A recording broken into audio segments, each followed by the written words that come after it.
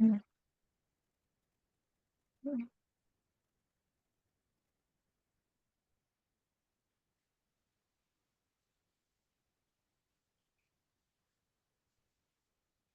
Okay. I think everybody's joined us now and you've got the recording on, so. Okay, excellent. We shall begin. I would like to extend my appreciation to the Moya University for this opportunity to share today, with special mention of our technical assistants, Mike, BL, Rose, and others. And of course, all of you who have taken your valuable time to participate in this group work. We're going off our normal presentation mode because of some recent historical planetary events. And it's going to solicit a lot of questions and hopefully feedback from all of you. So bear with us. And if there's anyone out there that's not familiar with paradoxes, this might not be the presentation for them, because there are many sides to every issue, and we will not be able to address them in this presentation, but we will cover some of the main themes. Okay. Now, this presentation is mainly, and keep in mind that it takes me a month to make a presentation with all the graphic images.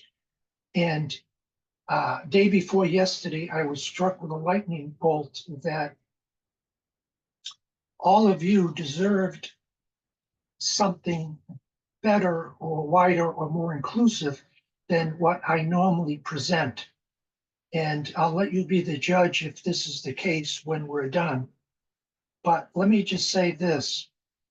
We have just entered 2025, and we all know changes are coming. They had been coming. It's not like out of the blue. But it seems like as we have actually entered into 2025, this shambolic impact that has been building is really becoming incredibly explosive and affecting the planet. Now, whether it's solar flares from our sun, which precipitate all kinds of crises, or the internal stirrings of the planet Earth with all of its elemental and Davic forces, and the lives, particularly the lives of disciples. And I'm going to change my slide here. Duane, before you begin, I would like to make Yes. one adjustment to your audio, and it will take me literally 2 seconds. Okay, please do that.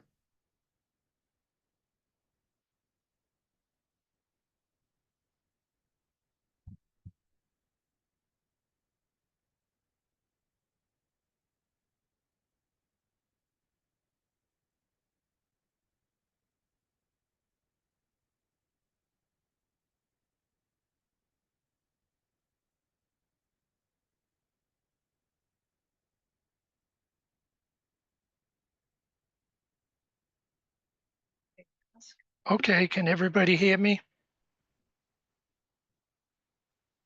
No response. Yes. Yes. Yes, we can. Okay. Yes. Well, thank you. Okay, excellent.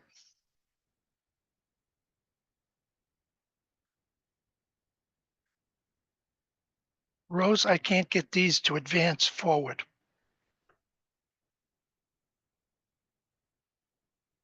Okay, thank you. Now, we are all part of the new group of world servers. And we spend a lot of time in service, bringing in these high and restoring energies for the Aquarian age. And I really don't have to cover that too extensively because this has been such an intimate and important part of your life. Okay, now the second thing that we're going to deal with in this presentation is what DK has called divine intervention. We have so many crises affecting the world stage at this time that it would be impossible to cover them in the time frame that we have. We understand that a lot of this is being precipitated by the Shambhala impact, or if it's not, it's certainly accentuating it. And there has been many questions put to me and others in our different groups of DK's prophecies. Are they right on schedule? Or are they in certain ways falling behind schedule? And that is sort of one of the ideas that are central to this presentation, and we're going to review that, and we're going to ask everybody who's come to share their thoughts. So the second part of this is what DK talks about when he says men determining their own destiny. And here's the opening quote. It is wise for human beings to realize that mankind is free. Even the hierarchy itself does not know which forces, those of good and those of evil, will ultimately prevail. Because even if the forces of good triumph where the war is concerned, will they triumph where the peace is concerned? Good must ultimately triumph, but the hierarchy does not know what the immediate future holds for humanity because men determine their own destiny. The law of cause and effect cannot be offset. In those cases where it has been offset, it has required the intervention of forces greater than those available at this time upon your planet. These greater forces can intervene if the world aspirant and disciples make their voices adequately penetrating.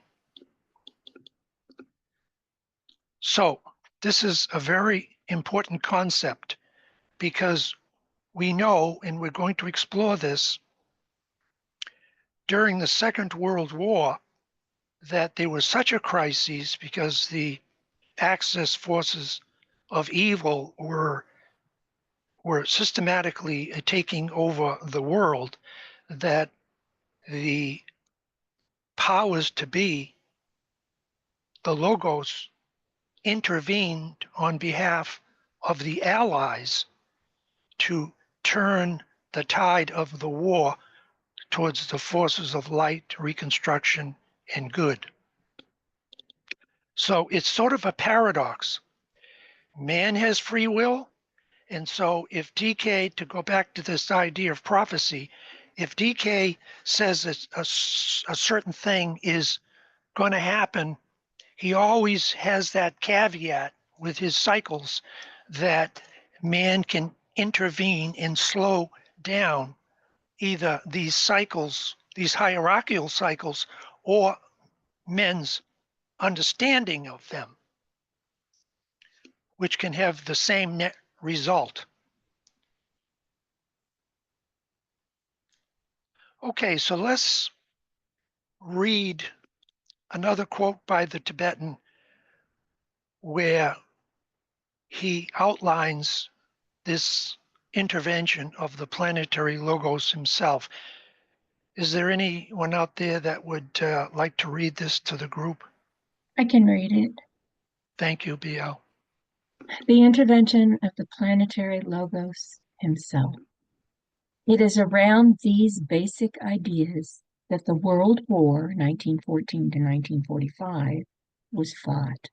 We call the unlawful possession of other people's lands, territories, goods, and chattels aggression.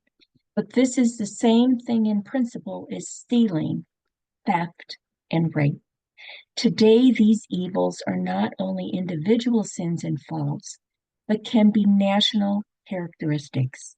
The World War has brought the whole problem to the surface of the human consciousness, and the ancient Atlantean struggle is being bitterly waged, with the probability that this time the Great White Lodge will triumph. That was not the case in the earlier conflict. Then the war was ended by the intervention of the planetary Logos himself, and that ancient civilization went down into the depths and was engulfed in water, the symbol of purity, sanitation, and universality, and therefore appropriated as an ending for what one of the masters has called a tubercularly, or can't say that, tubercularly oriented race. Death by drowning and death by obscure physical means, which I am not at liberty to describe, have both been tried in the efforts to salvage humanity. Today, death by fire is the applied technique, and it promises to be successful. In contradistinction to the great Lemurian and Atlantean crises, humanity is now far more mentally alert. The causes of the trouble are recognized, motives are seen more clearly, and the will to good and the change past evil conditions is stronger than ever before. What is beginning to manifest now in the public consciousness is something utterly good and new. From Esoteric Healing, page 235 and 236. Excellent, BL. Thank you. I would bring the group's attention to the idea of death by fire. And we know that the Shambhala impact is literally a fiery precipitation that will purify not just the mental plane, but the astral plane, where people's irregular and often confused emotions reside, but also the physical etheric.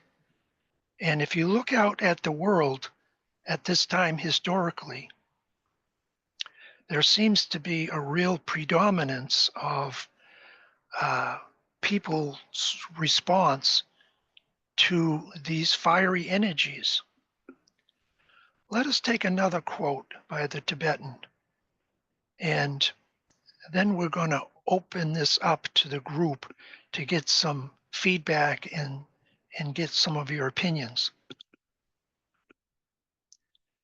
All these leaders have produced, and he's actually referring in the greater quote here, those leaders of light and initiatory status. All these leaders have produced lasting effects upon the human consciousness, and their work has lain, therefore, in the domain of the second aspect of divinity. Their activities parallel those of the workers who are or have been inspired by the material or matter aspect of manifestation, whose influence has been predominantly upon the physical plane and whose effect has been outstandingly along selfish, personal lines. This type of influence is felt predominantly upon the physical plane, and therefore, from a certain angle, the present conflict might be regarded as one between the second aspect, the development of spiritual consciousness, and the material aspect, which humanity constituting the great field of divine conflict at this time. So you might say that when this is applied to the Second World War, which this was written in that period, that it required the bringing forth of certain saving forces, and that they would be arrayed, the second ray would be arrayed against the third ray material forces. Whereas this shambolic impact, which is far more potent, is bringing in the first ray, and that is the purpose of deity, and it is characterized by fire. We have therefore hinted at the following forms of divine intervention. One, divine embodiments, which could be initiates, disciples, the new group of world servers, or others who are part of the Aquarian age. Two, natural cataclysms. Three, evocation of slumbering entities. And four, emergence of inspired leadership. Now, this is a curious quote by the Tibetan here. There still remains one mode of intervention which is still more mysterious, illimitably more powerful, and definitely more difficult, both to evoke and subsequently to contact.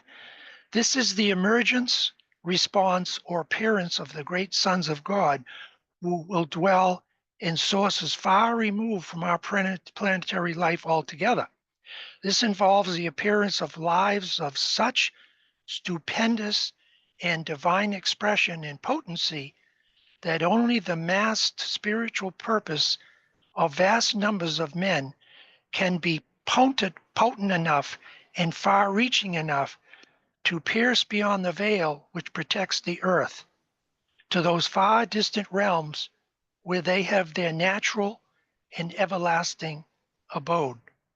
They cannot be reached by prayer or even by well-formulated desire.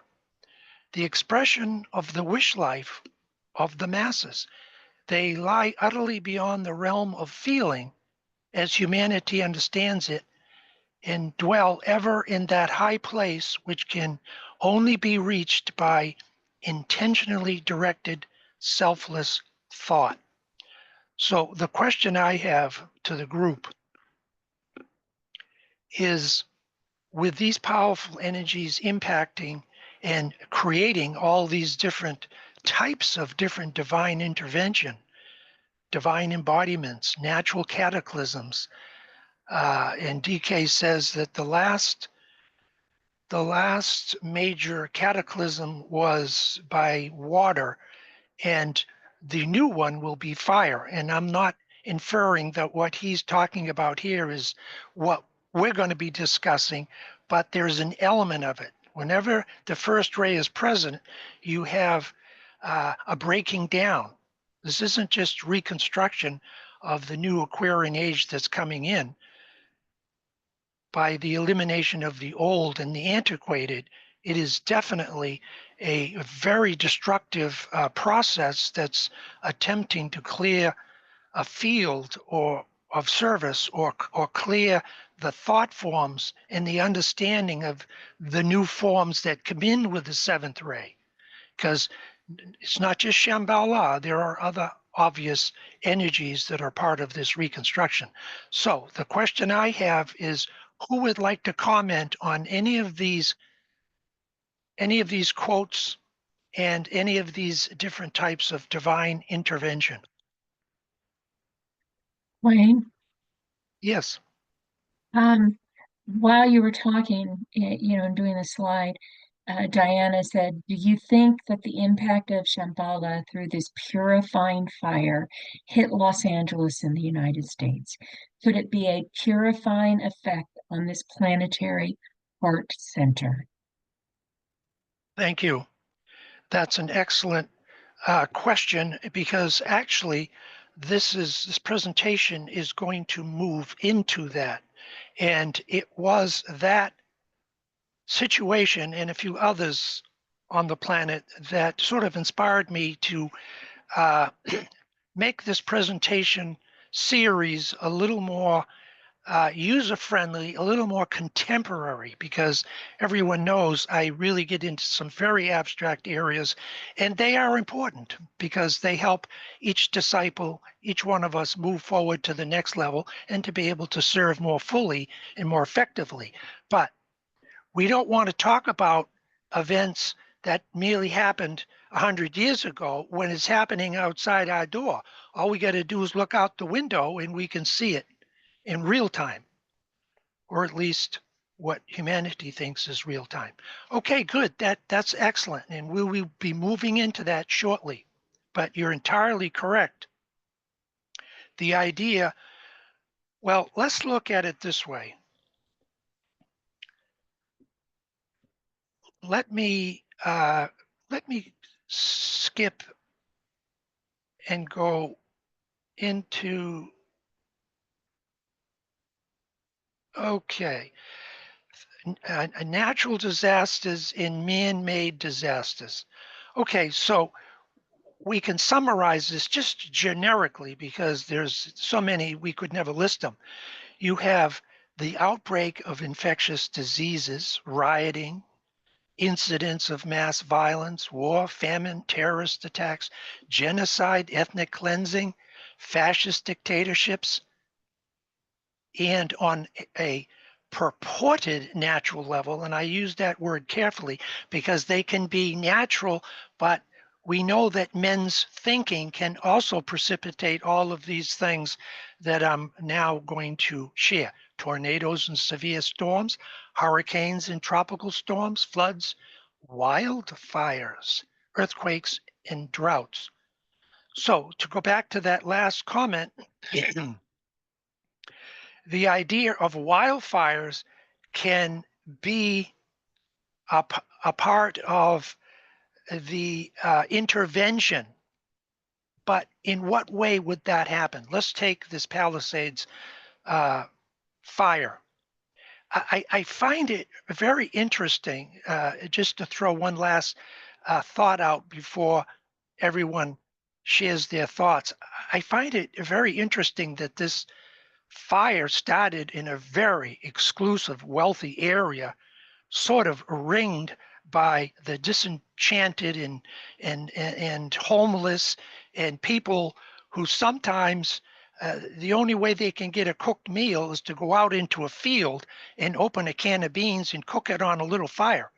And that may seem like a artistic stretch of the imagination, but I have lived in LA and I have lived in California for many years, and I can tell you, I've made it sort of a minor study. How do these wildfires start? And people would be amazed when they realized that a lot of it is people that are mentally, they're just mentally challenged. They need rehabilitation. They need help, and they can't be out there wandering around because they can start wildfires amongst other things. But anyway, that's my opinion. Please share your ideas. The forum is open. Duane, Right? Michael Stacy said, hold on a minute, Francis, okay? Yeah. Michael Stacy said, when we are considering fire, we should look beyond our thoughts and understanding of physical fire and into that of life itself. Yes, that is the long-term goal, and you're entirely, Mike, you're entirely correct. However, I would add to that a small caveat, which is how is this in the interim going to affect groups of people in humanity and us individually as disciples? But thank you, Mike. That is the ultimate culminating point. Okay, any additional comments? Yes, I could add, Francis, please. yeah. Please. Duane, as you brought up the Shambhala effect, impact of the first ray, and something I've been thinking about without going into detail, Duane knows, Duane and Rose, we live close by together, but I still work for a company in LA and go down there every so often. I had an inner urging to go down there last weekend, so I was there for the fires Monday, Tuesday, Wednesday, experiencing, and we'll go into all everything. Wow. We're in West LA and just so much. But my thoughts were have been that, as many know, that Southern California is considered the heart center of America. And that heart center, the energy from the solar plexus is, to a degree moving up. But this bringing of light through fire, and then again in Pacific Palisades, as Duane knows, and I used to commute and go drive by it every day virtually, and hike there. And Duane knows my son Justin. He almost every weekend, he lives in West LA, goes to hike there. But it is a jewel. It literally is a jewel. And for the fires to be starting there, the question becomes, how much of this was predestined? How much of it is a Shambhala impact and effect to braise? But actually what I experienced was that not just at work and so many employees and related clients and people, but the local media, everybody that was out in force to help, whether it be the fire department, police, everybody, there was an expression of extreme unity. There was a very heartfelt energy that was brought to the surface. So this, fire serves, so to speak, and bring the light. And even in the national media, it was, you could relate to all the stories they were doing and how much unity and how much people were expressing, we are one family. And all these many hundreds plus thousand just evacuated, and all 12,000 plus whatever structures gone. But we will together, we will make it. We will rebuild this. So the Heart Center really is literally somewhat awakened down there. The energy is raising up. Nothing like crises to awaken people's deeper longings and spiritual energy. Yeah. A little footnote, the Theosophical Society has a center there for archives, Not anymore. and yeah, it burnt right to the ground, and it was a priceless collection of not just art, but original letters and manuscripts and communications, and it was not backed up electronically, unfortunately, and that should be a wake-up call for us. Yeah. If we What's the have symbol? anything of value, if it's not up on the cloud, or you have alternative, and that's not to say the cloud is impervious to some magnetic storm coming from the sun, but you have to have multiple placements of these valuable documents. And then also an important Jewish center that was also there since the 40s.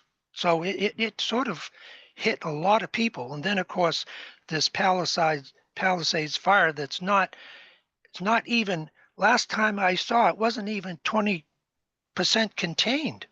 And Yeah. there was like 20,000 buildings. I mean, this is just really off the charts as far as devastation.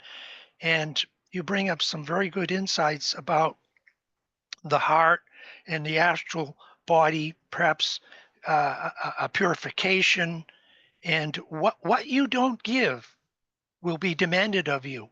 If you don't give and make the progress of your own free volition, which is always there, circumstances, karma, whether it's ours individually, on a group, or on a planetary level, it will be forced upon us. Okay, excellent. Any additional comments?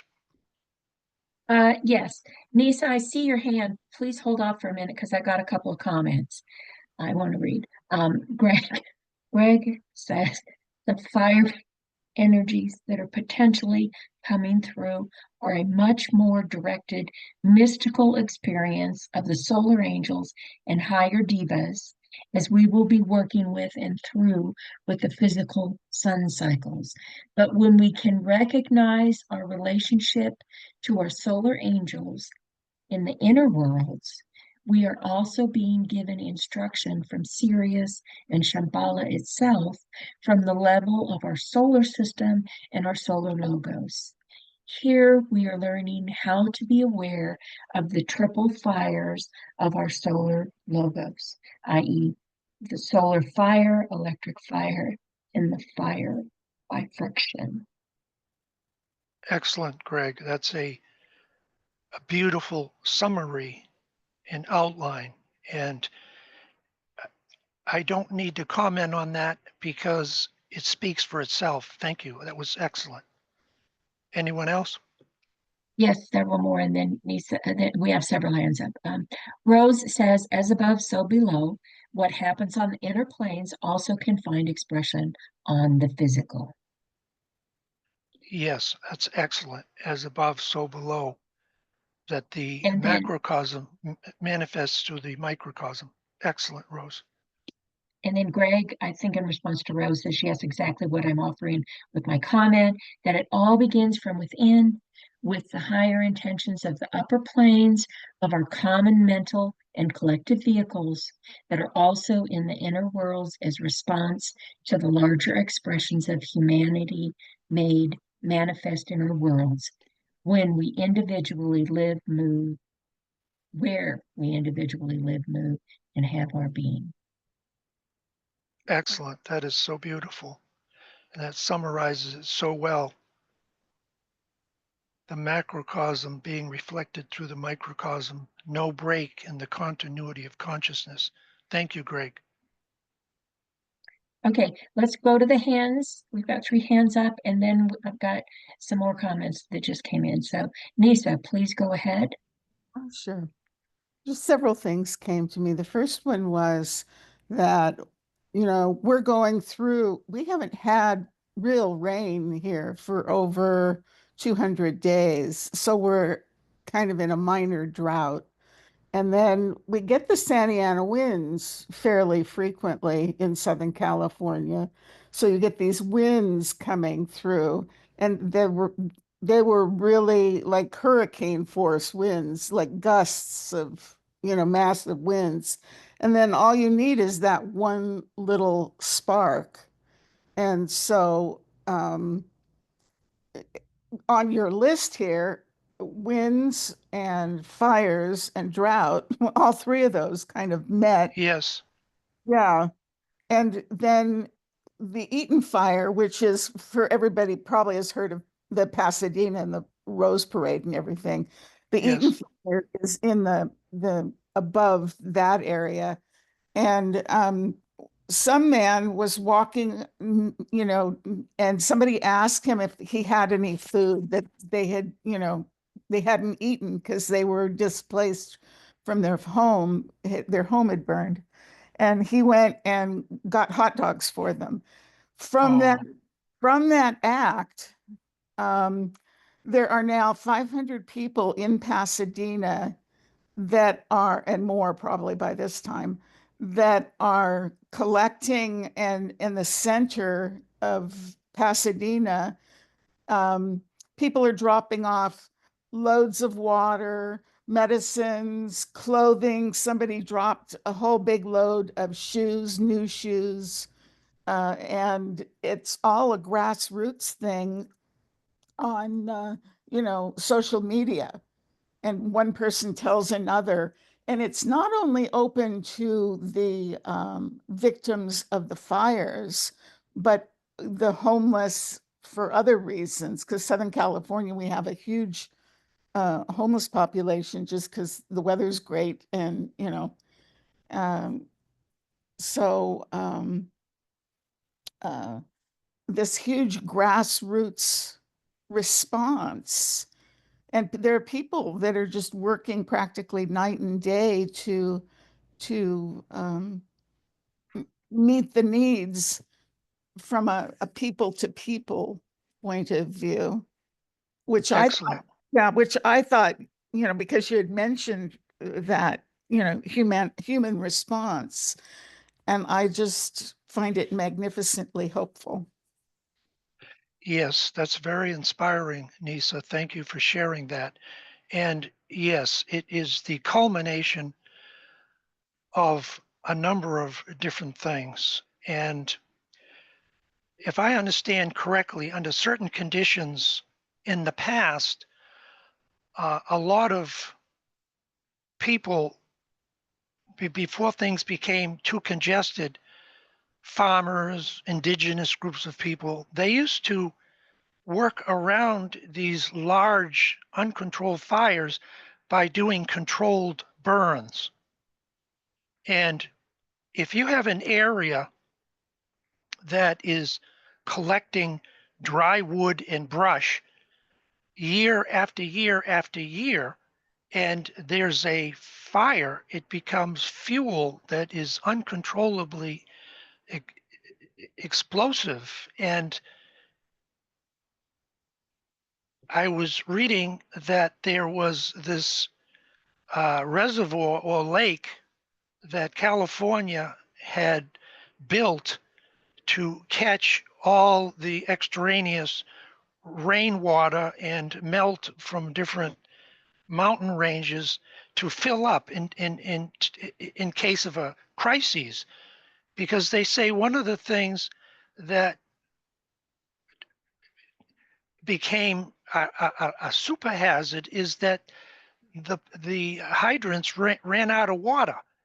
And here you have this lake further up that was supposed to be filled with water to bring down into the more metropolitan areas. So there's a lot of different ways that this perhaps could have been better controlled if more preparatory work wasn't like initiated. Okay, excellent, Nisa. Thank you. Next up with her hand up is Joe. Please go ahead, Joe. Thank you.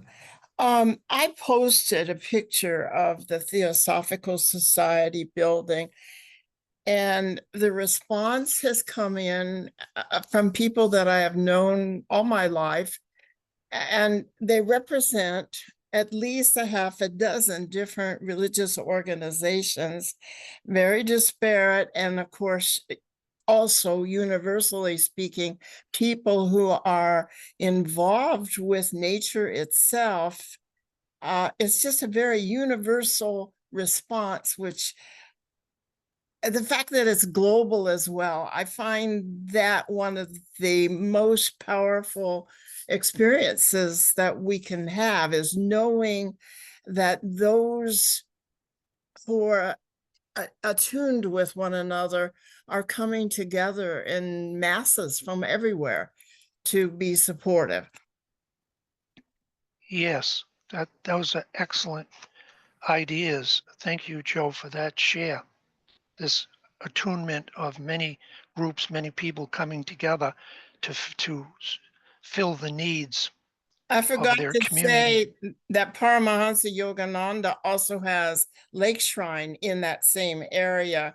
Lake Shrine, the old buildings remain, the newer buildings have gone. Wow.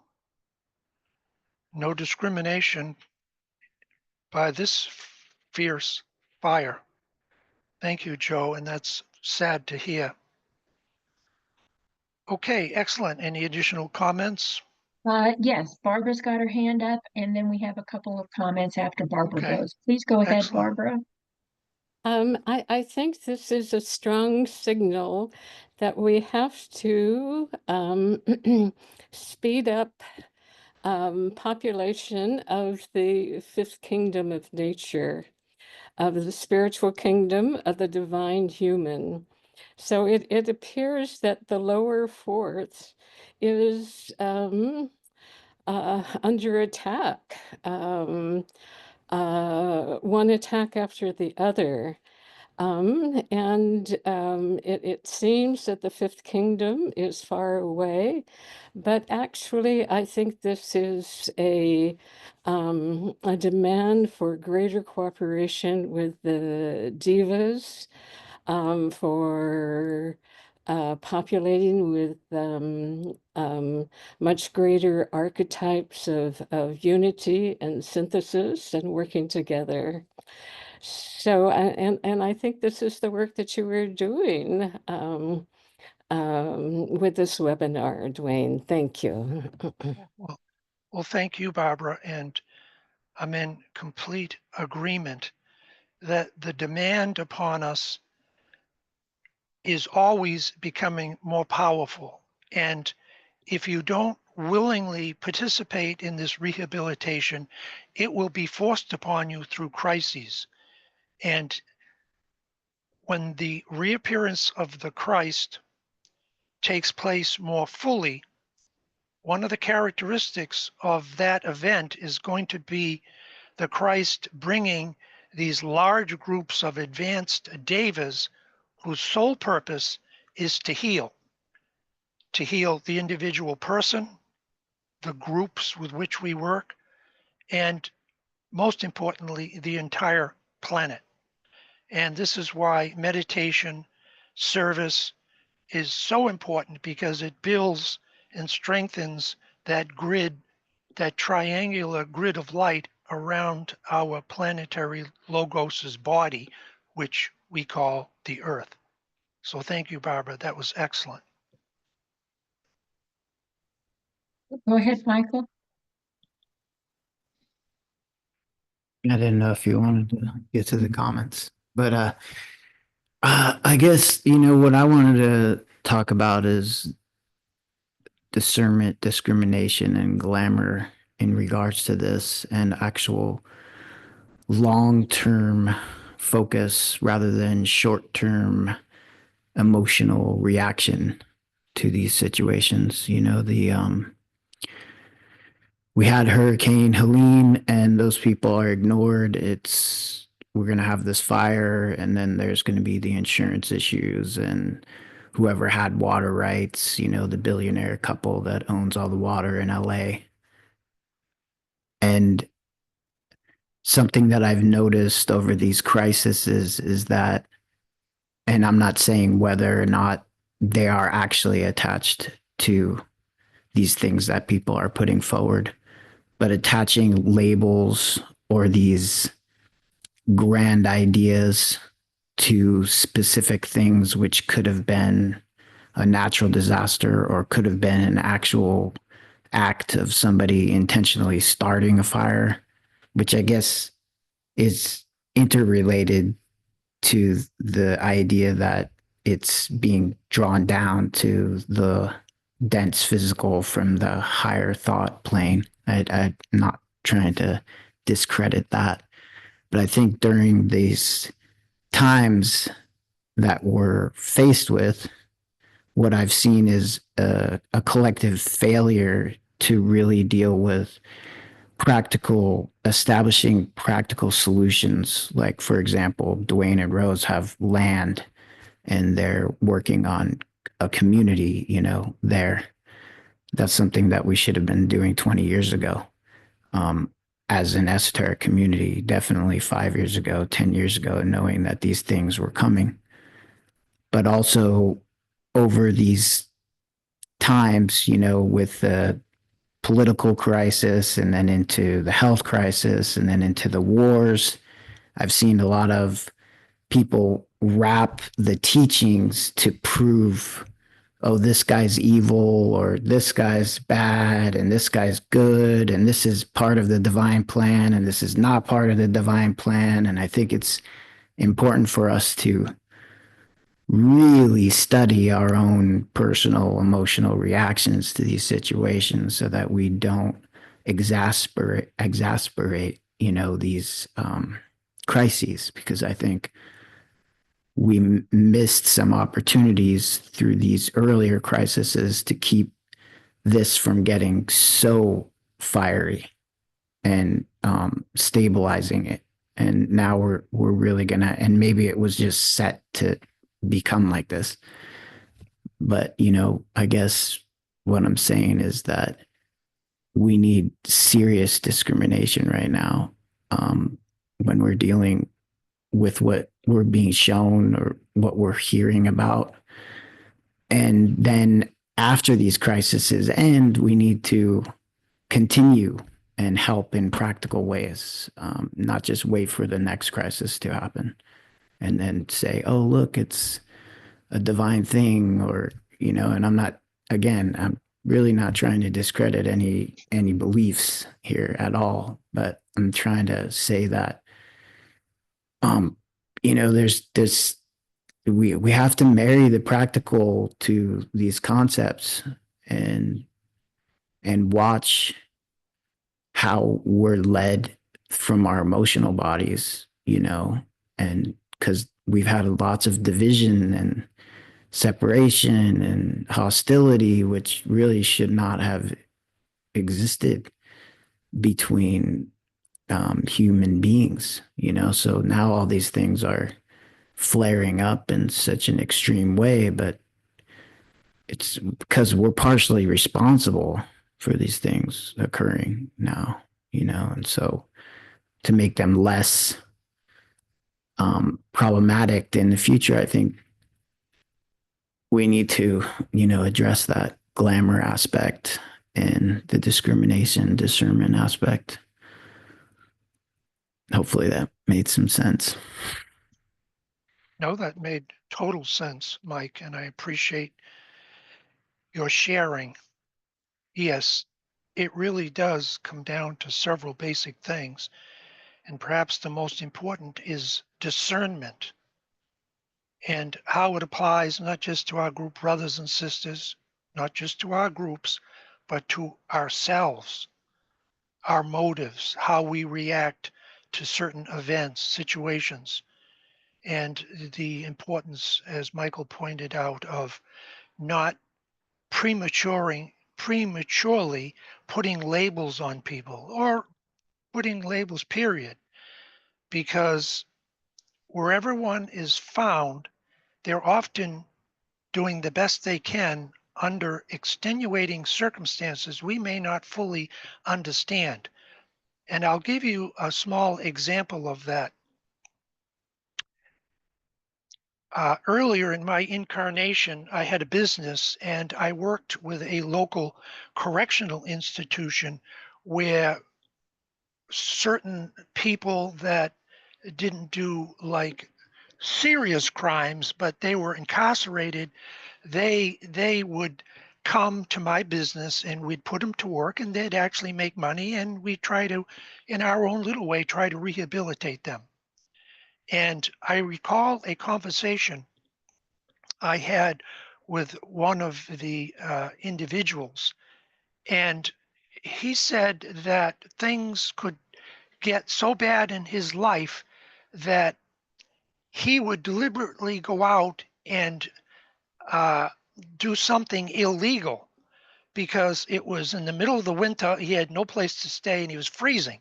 And he knew if he broke the law and he did this, that it was better to be in a warm cell in the middle of the winter than, freezing outside. So let's just jump back a little where I mentioned earlier that some street person who's unsupervised could pass through a meadow or a grassy field and either A, deliberately, or B, accidentally.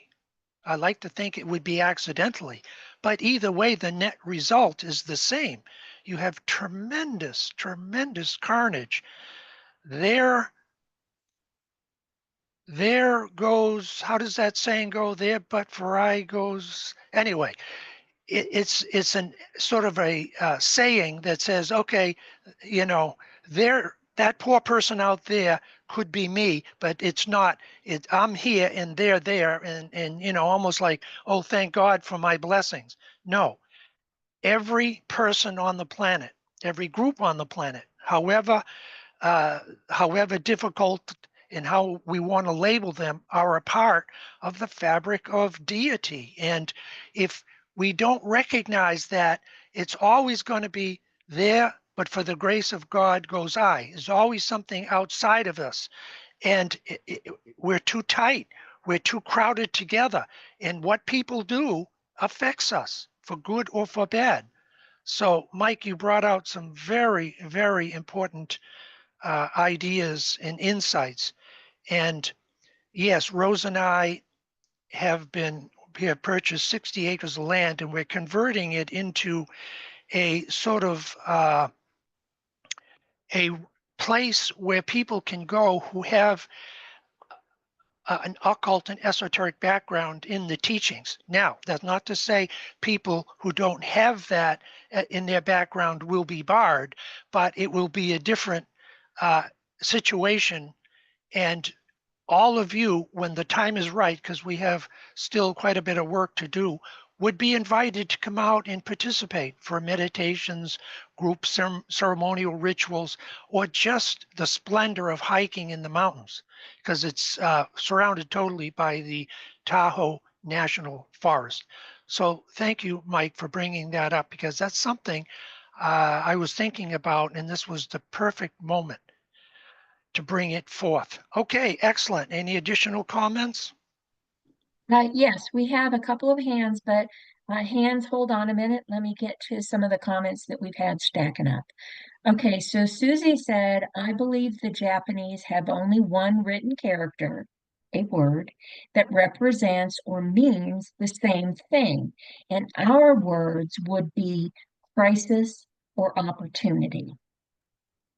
Yes, that's excellent, because all crises is nothing more than an opportunity to learn something that we simply don't understand. And this is why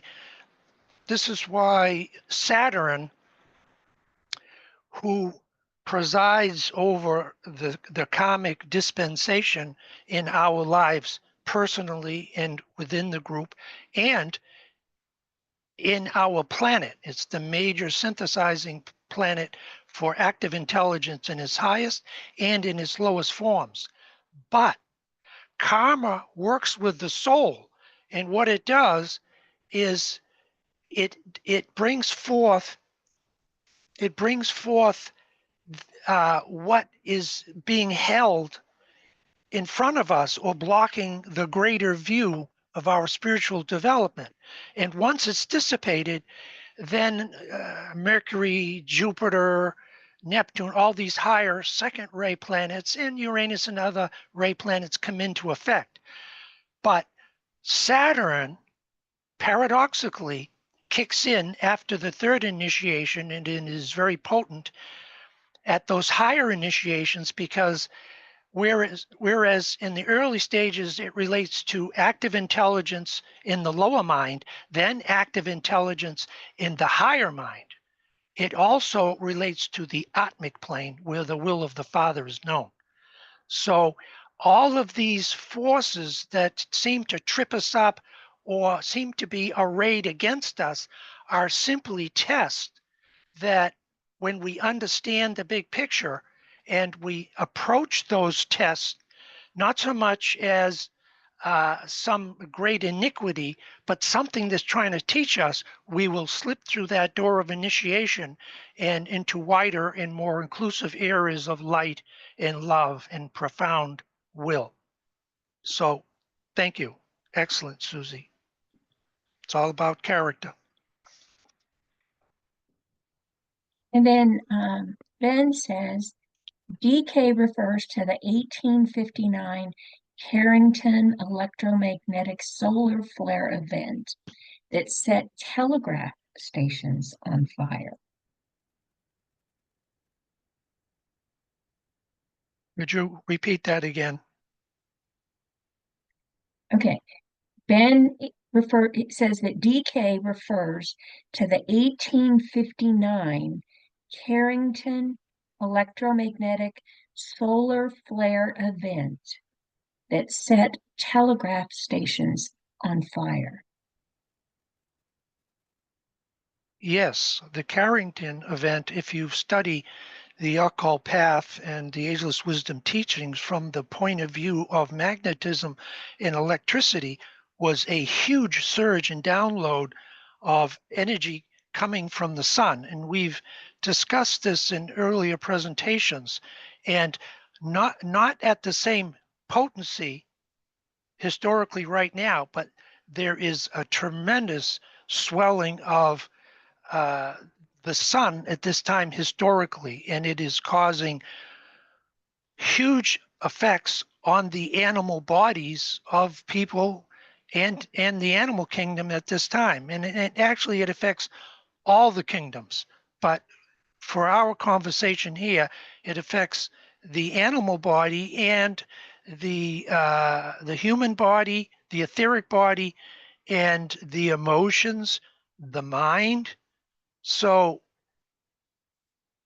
any difficulties that now appear in your life will be renewed opportunity, because behind them stands revelation.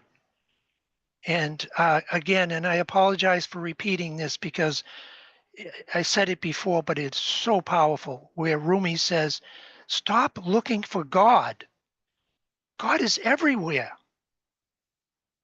Search for the reasons that you have created these clouds in your personal life between you and your divinity. Okay, excellent. Yes, the Carrington event. And again, I would make the comment that DK says that the most esoteric ancient science of all the ones he lists, and he lists a lot of them in all of his books, is esoteric astrology. But he also states in one of his books that the most advanced esoteric science for humanity at this time is the science of electricity. So when you put the two most sacred sciences together, the oldest and the newest, this is what you now have. And this is what BL as an astrologer is, and this is what Michael studies, and all of you to different degrees. But I want to bring that out because these new Aquarian formulas may not be crouched in all this Asian and Oriental language. And again, that's not bad. That those communications and that wisdom from the east to the west has been required and needed, but we will create our own sciences and terminologies based on the same in the same perennial energies, because God is God, energy. Okay, excellent. Thank you, Ben. Any additional comments? Oh yeah, a whole bunch, and we still have those hands, but let me read some more. Rose says, in regards to the SRF Lake Shrine, I think the fact that the old buildings remain could very well be protection from their magnetization by the founders. Absolutely. There is a Paramahansa Yogananda Center here, just 20 miles from Grass Valley, where Rose and I preside, and the Wilkinsons. And they have had fires coming in their direction years in the past, and they had their whole community praying and meditating, and the fires passed them by. So it is not unusual to understand and appreciate that occult law, that energy follows thought. Yes. Why did the Jewish community go down? Why did the Theosophical community go down? And we're going to talk about that in a couple slides. Okay, a couple more comments and then we'll continue. Any additional comments? Yes, sorry, I was muted. Vivian says, unfortunately, the great trees were cut down over many years. Real cause of drought and ecological crisis. Yes, it is. And We're then, in an ecological crisis. Go ahead. okay, Dana says, unfortunately, we have to deal with the same thing on a regular basis with the hurricanes in Florida. The human response is always the same. Hopefully, humanity can learn to do this without catastrophe. That's what we started working towards in the 70s. Yes. When we're a little further along, thank you, Anna, that is so true. And I do spend a lot of time in Florida, and I understand what you're saying. It Okay. has occurred to me, go ahead. No, I'm sorry. You go ahead. I thought you were finished.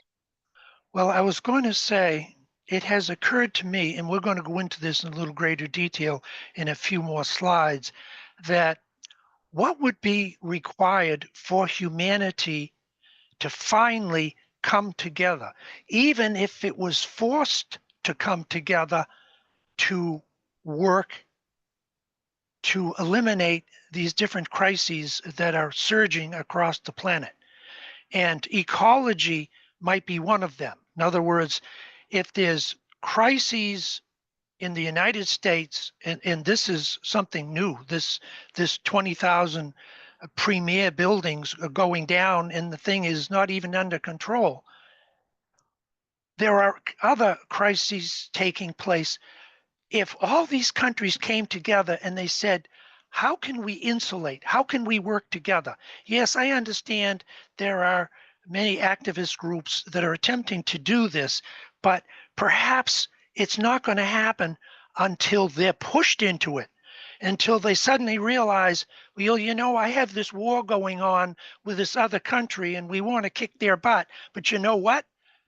Our country is really in greater danger from ecological disaster. So maybe I should stop warring with my neighbors and say, what can we do collectively? But we're going to discuss that, and I'm going to ask people's opinion. But I just wanted to throw that out. Okay, any additional comments before we zip? Yeah, hold on just a minute, and then I'll get to your hands. We do have a lot of those. Let me see. Maria says, I know most of you are located in the US, but let's not forget events on the rest of the world, the war from Russia over Ukraine, the genocide that the Israelis are doing over the Palestinians, the terror that Israel is doing in the neighboring countries, the rioting in an African country just before Christmas, the floodings in the south of Brazil a few months ago. The rest of the world is also suffering lots of disastrous events. And we are going to address those. So this is wonderful. The thought form is out there, and we have to regress back to a previous quote that I didn't give by DK on this subject, but then, and Rose has a few things to share, and then we're going to skip back and go into like sort of another phase of this. So let's see. Are you still there, Rose? Are you there, Yes, Rose? yes, Okay, I'm here. because I want you to tell me which one it was. Is this the one we missed? Yes. Okay, I'm going to let you read it if you like, because you had a comment or two. Go ahead, Some unless you, go some ahead. I'm forms of sorry. intervention may be possible. To the casual thinker and the untrained occult student, it might appear that given an almighty deity or planetary logos, he could with little trouble and much usefulness and compassion intervene in this sad world situation and bring to an end the warring of the nations through the medium of some spectacular happening, some dramatic cataclysm of natural process, or some supreme appearing which would work much good. It could be argued conclusively convince the attacking aggressive groups that their day is ended and that their efforts had better be drawn to an immediate finish. Would that it were so relatively simple a matter, but the law of nature, the free will of humanity itself, and the inevitability of the karma combine to prevent an intervention in just these terms. This does not mean that some form of intervention may not be possible, but it must conform to law.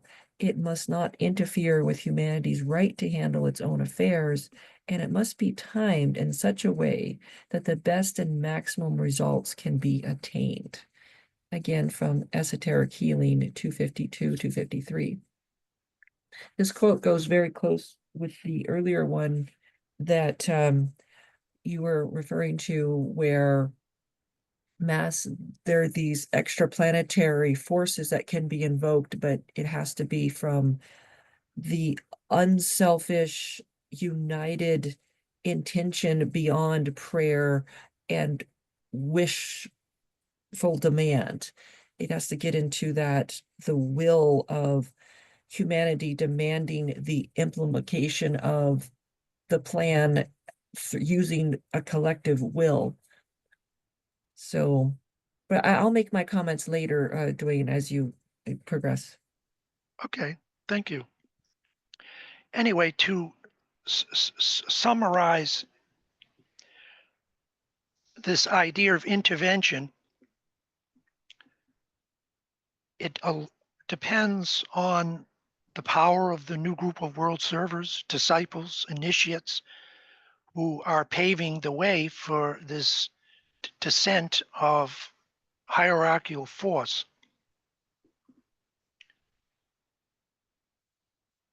And it also depends on other factors. So the intervention, it's a paradoxical sort of concept.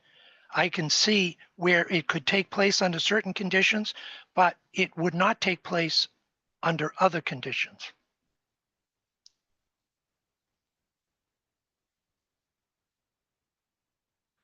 Okay, now we are into the Palisades.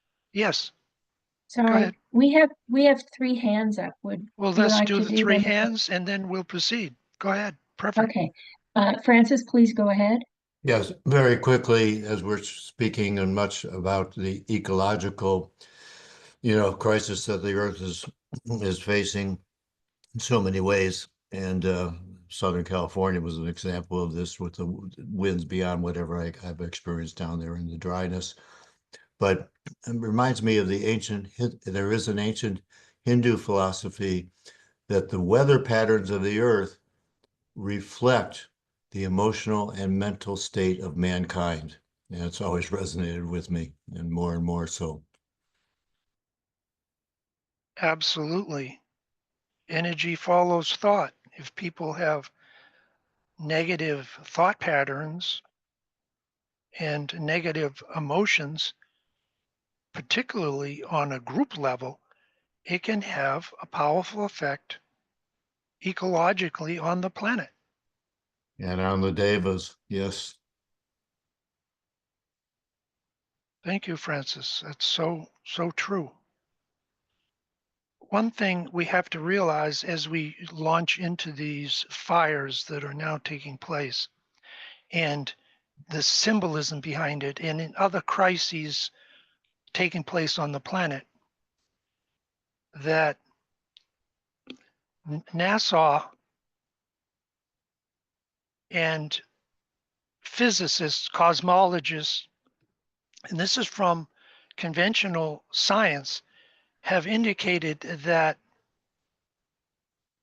not only is our sun becoming more active more frequently, that all of the planets in our solar system are undergoing changes as well, and they are heating up and becoming more radiatory. So the planet Earth is not a sacred planet, but it is in the obvious rings past not of our solar logos. So it's going to pour down and it's going to affect us. It's going to affect all the sacred planets, and astrologically, all these planets and even the unsacred ones are going to pour down into humanity and the 3 lower kingdoms, the vegetable, the mineral, the animal, and of course, the aspiring human kingdom.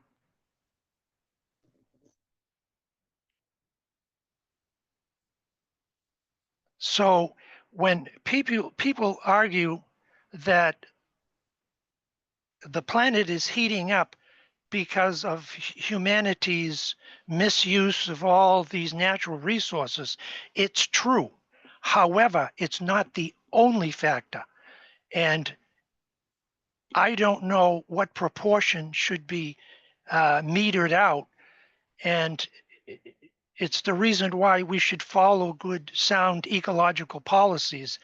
But our whole planet is being transformed. And it goes back to what I said earlier. We may be not able to fight other countries because all our attention is on the dangers of this shifting ecological crisis. Okay, excellent. Any comments before we go to the next slide?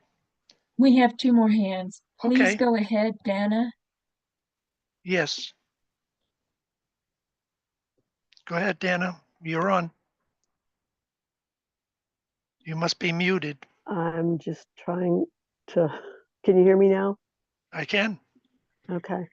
Well, you know, we are always forewarned about all kinds of things, whether it was the buildup before the Second World War, whether it was all these fires that have occurred in California over the last decade, just not around residential areas.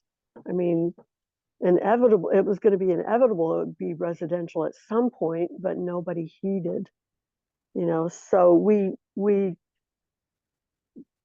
ignore the signs, which happens all the time.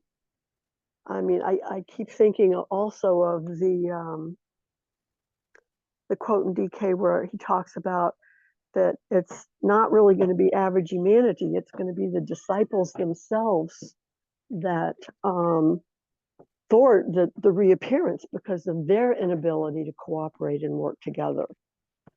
You know, so that's something that we all need to be aware of when we are putting out thought forums and judging others in the esoteric community. And yet at the same time, with the conclave close at hand, it's really inspiring to see all these esoteric groups doing group work together. So there's an awful lot of factors to be taken into consideration and to become aware of and to work with. Excellent comment, Dana. And it all comes down to discrimination and our ability to be impersonal with our own state of affairs, our own development, those of our group brothers and sisters, and the many groups, and how working together, in spite of any of our idiosyncrasies, working together spiritually with these different groups progresses the plan into new and more potent forms of service. You know, the the Tibetan, I'm thinking of Carl Jung, who coined a word that was called acausal synchronicity. And just to generally review that, indicating that things can happen simultaneously in odd and serendipitous ways where the inner is being revealed in the outer. And if we're paying attention, these outer events can direct us to deeper and more existential happenings. And there are other traditions that talk about reading the omens, reading the signs. There was a quote, Rose, I don't know if you're still with us, where Alice Bailey made a comment about soothsayers. Is that correct?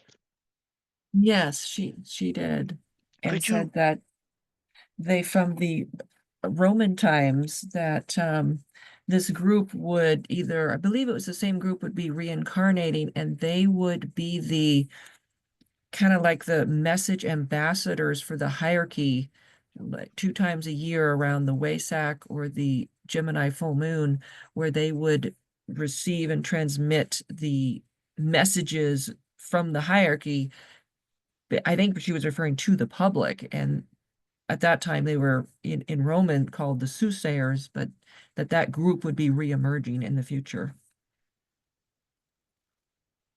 It's interesting because DK warns throughout all of his material, and Blavatsky and actually all of the contributors to the Ageless Wisdom, which is so many, that you got to be very careful about psychism because the emotional bodies of most students aren't highly developed enough to be able to purely interpret with impersonality and with enough service background in their lives.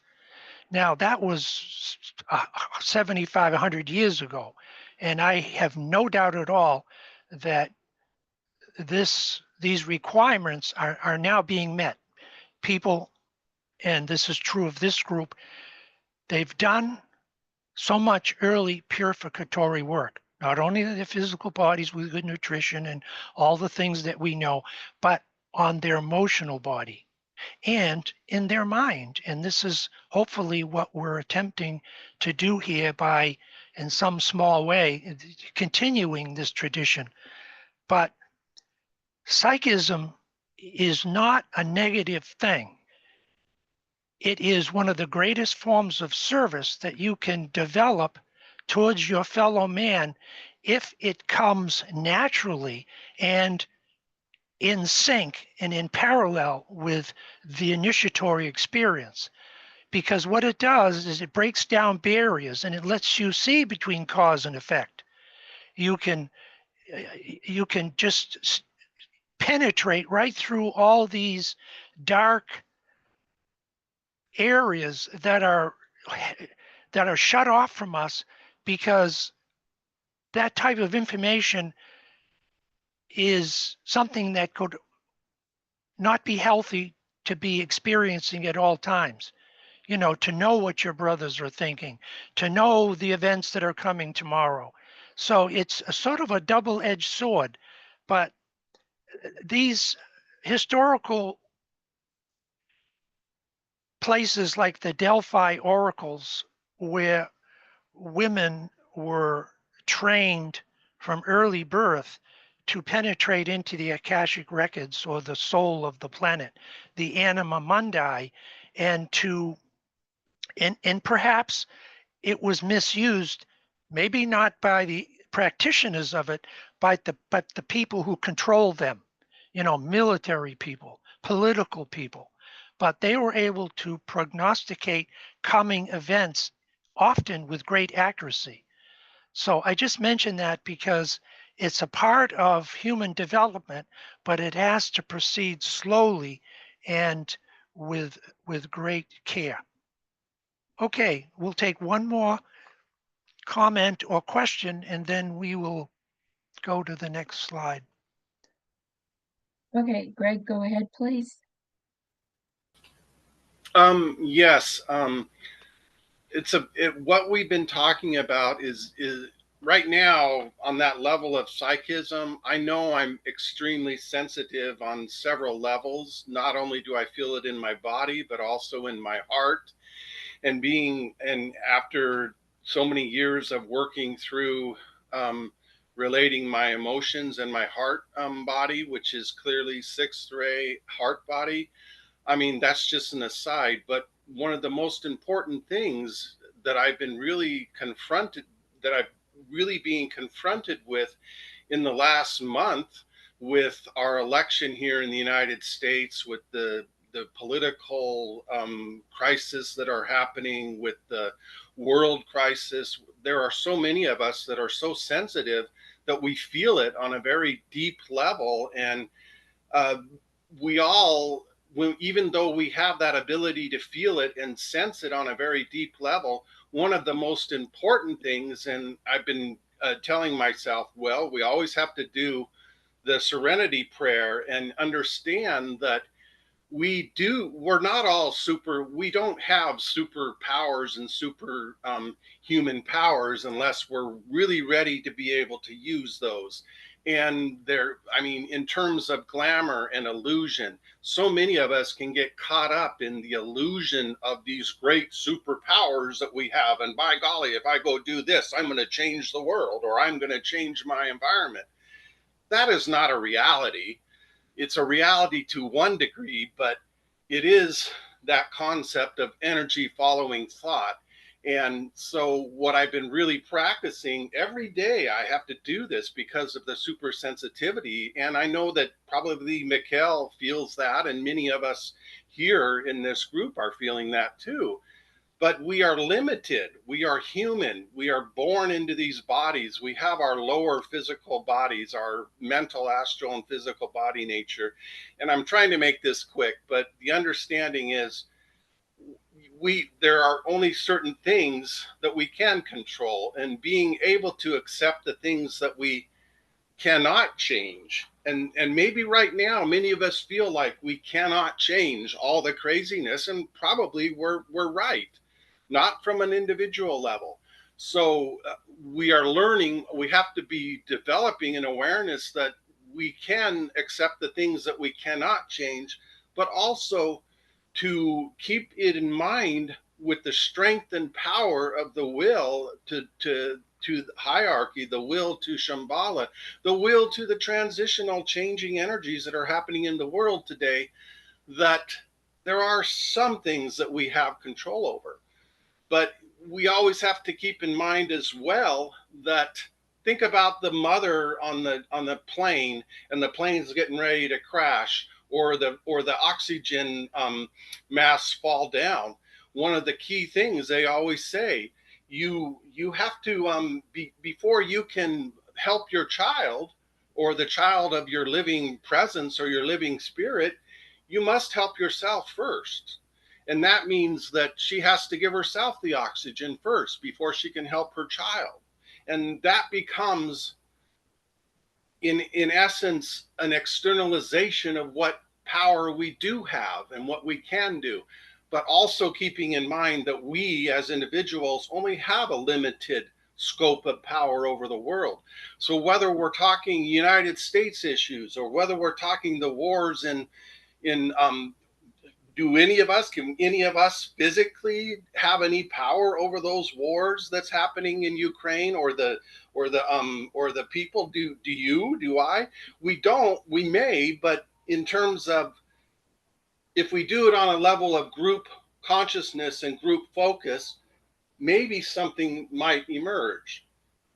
Anyway, I hope I haven't taken up too much of the time. I've been just holding Not my at all. No, I energy. think you've, Yeah, but I think I'm good. But I just felt like it was so important when we're talking about glamour and illusion that we recognize that we're not super.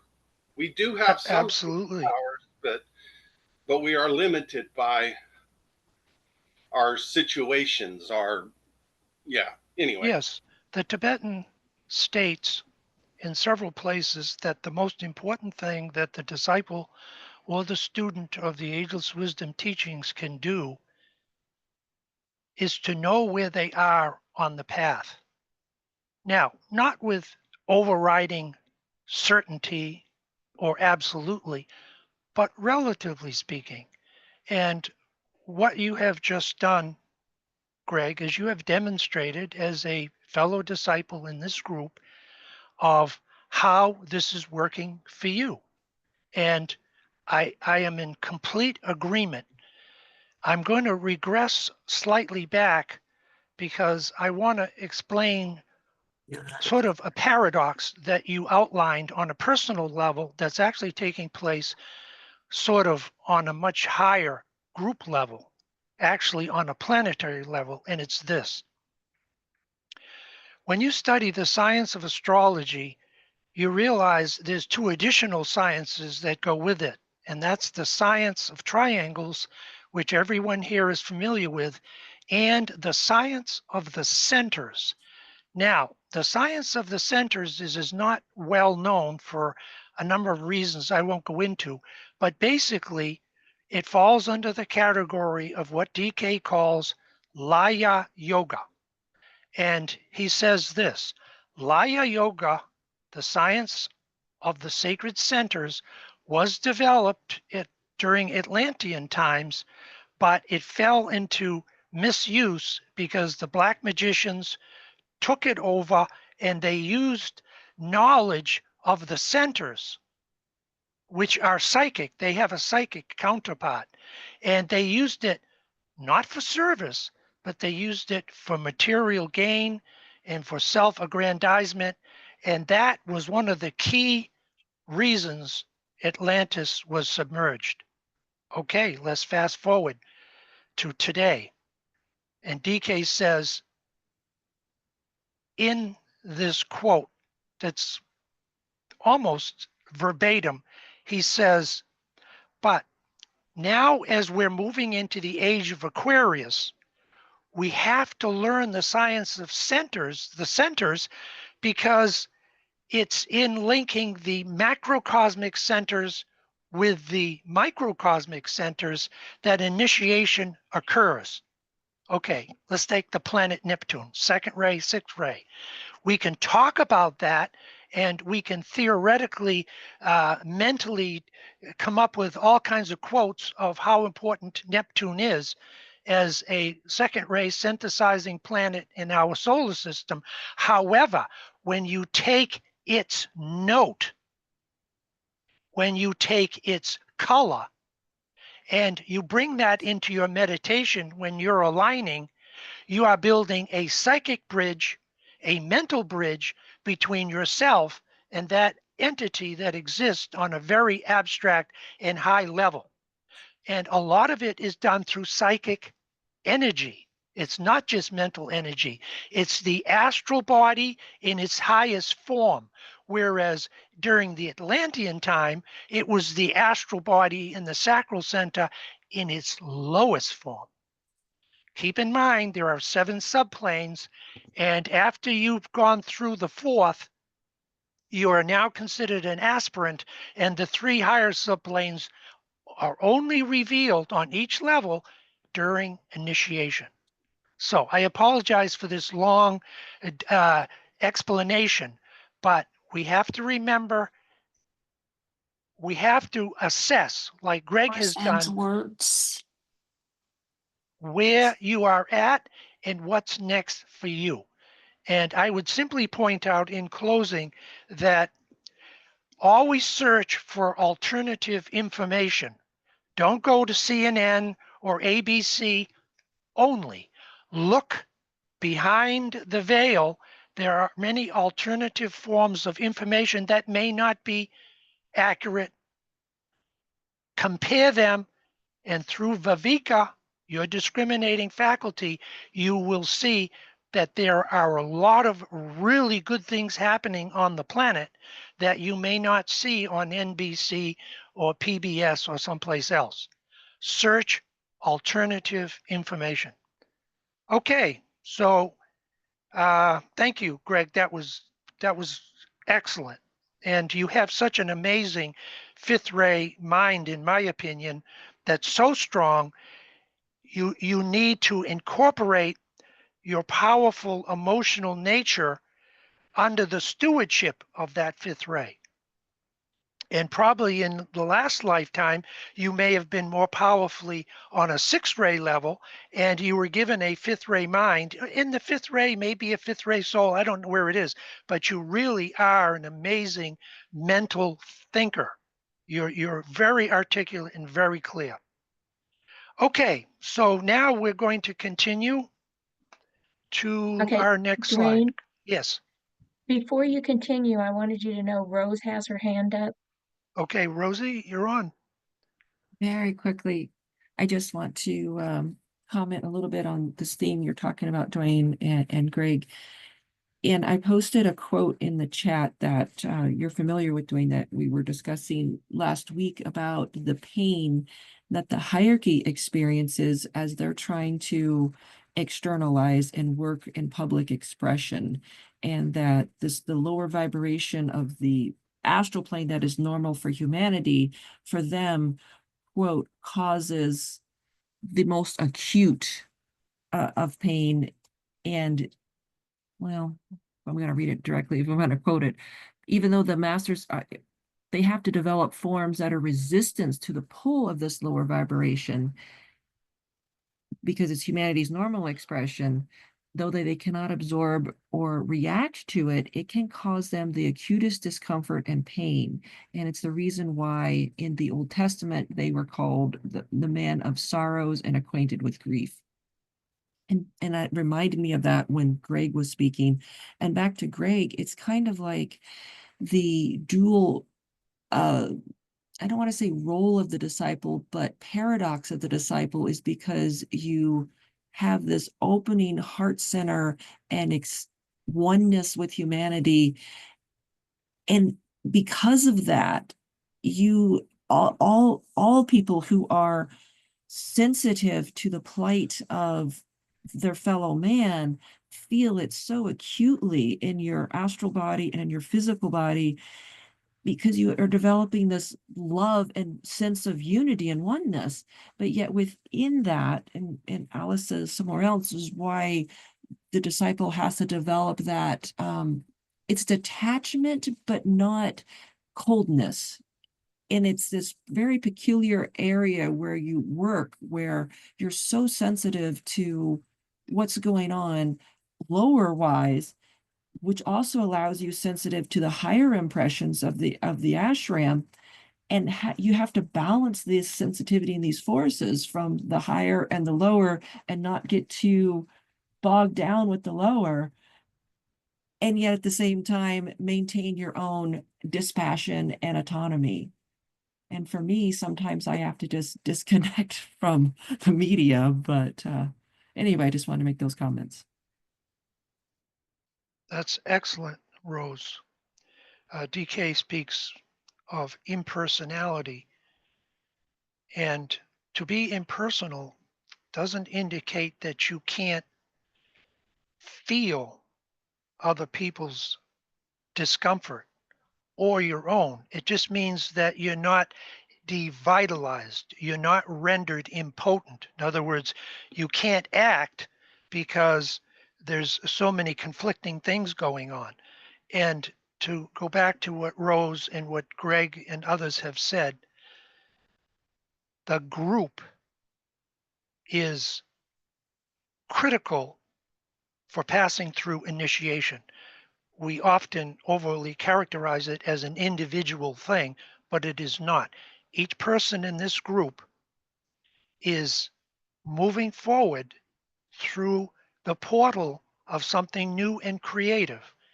And they have the power, the strength, the goodwill, the psychic sensitivity on a very high level to help them through that gate. And this really is the purpose of this and other types of group work. Yes, we need certain types of orientation, certain types of information to get to the next level and to understand deeper the beauty, the exquisite complication of the occult path without disqualifying ourselves, without rendering us impotent. And you can do that because there's an ocean of information and facts that can really only be understood when the intuition is awakening. Otherwise, it's a tsunami of coming at you, as opposed to you got your surfboard. Yeah, here comes the tsunami, but I'm up on it and I'm riding it. And I'm breathing in a new vitality. I'm breathing in the air, the vital airs of the higher centers in the crown chakra, in the skull. And this is a poor analogy, but it's nevertheless true. We do this through the group antakarana, of which we are merely one strand, building, building, and building. Okay, excellent. Great comments, and I really appreciate people taking the time to bring them out. Okay. Now, what we have here is a picture of looks like a fire, total devastation. And we're asking the question, one is man-made one by nature. And the question is, can you tell which is which? And this gets into different things. And let me just start out by saying, right now, there are places on the planet where there is devastation of such a higher magnitude than what California is experiencing with, yes, 200,000 domiciles reduced to ashes. Unfortunately, 10, 12 people dead. But the picture on the right is the Palisades fire. The picture on the left is the Palestinian plight at this time historically. And the question that I'm asking everyone in this group is, what is the difference? There are two crises. One is huge, the one on the right. It's all over the news. But try to get information on the constant bombing and genocide. You hardly hear anything about it. It's almost like blocked by conventional media. We're talking between 50 and 100,000, mostly women and children, who have been obliterated.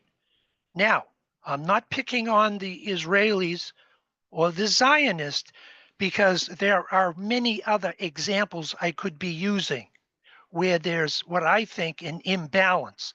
And the imbalance I'm talking about right now has multiple levels, but the first one is visibility.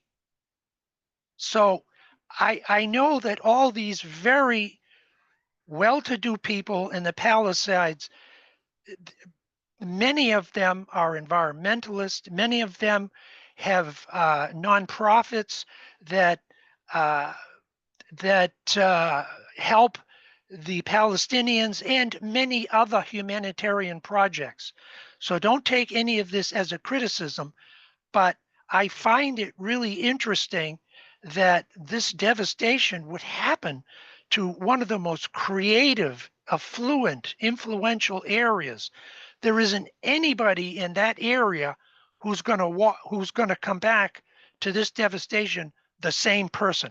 It's going to be life-changing. And maybe it needs to be life-changing. Maybe this crisis, for all of its devastation, and we would never wish this on anyone, but the angels' wisdom teach, out of crises comes revelation. And the question humanity has to ask itself is, how much is enough?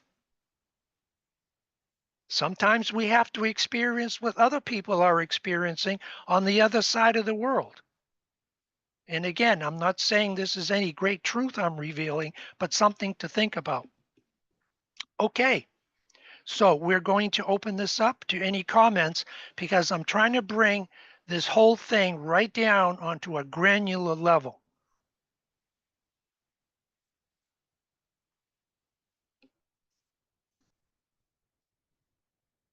Any questions or comments?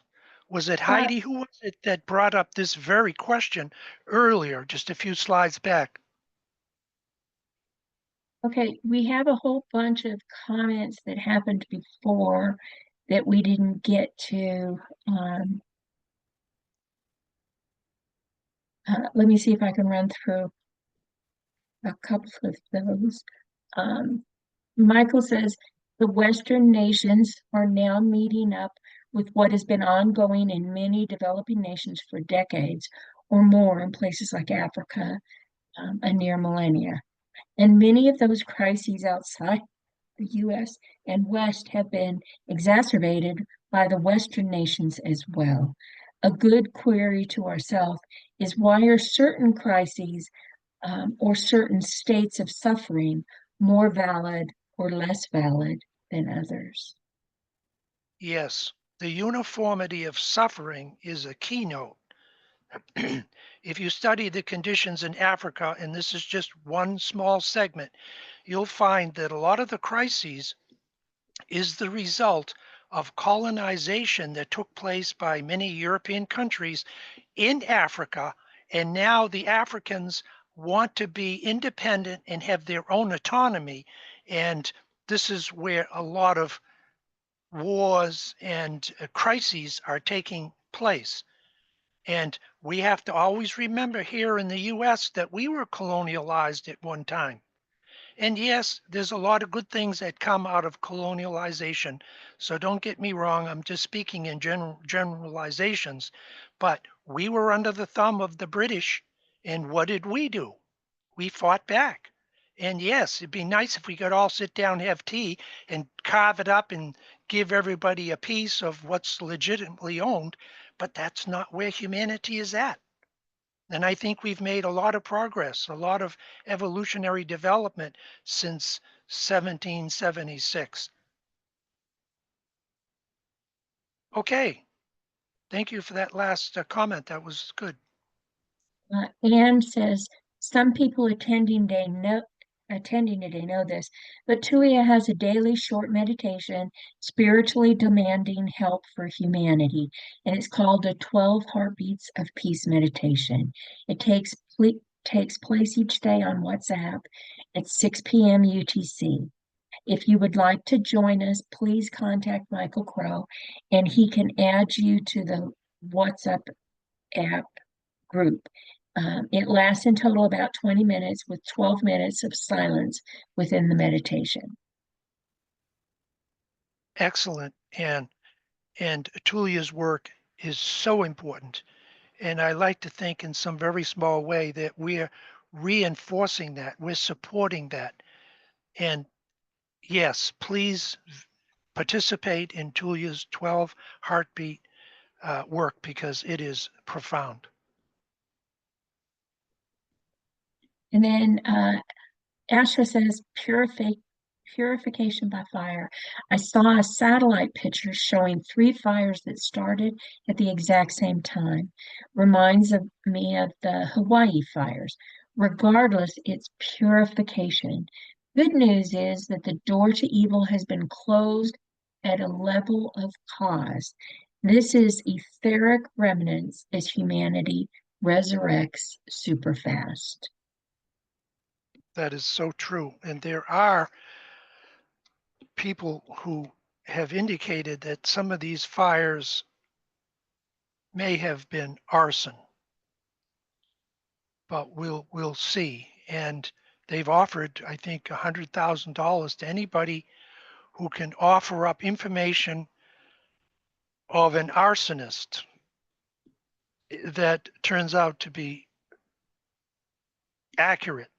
But the question I ask is, okay, well, yeah, sure, they should take that person off the street and perhaps incarcerate them till they're rehabilitated. But what is that going to do?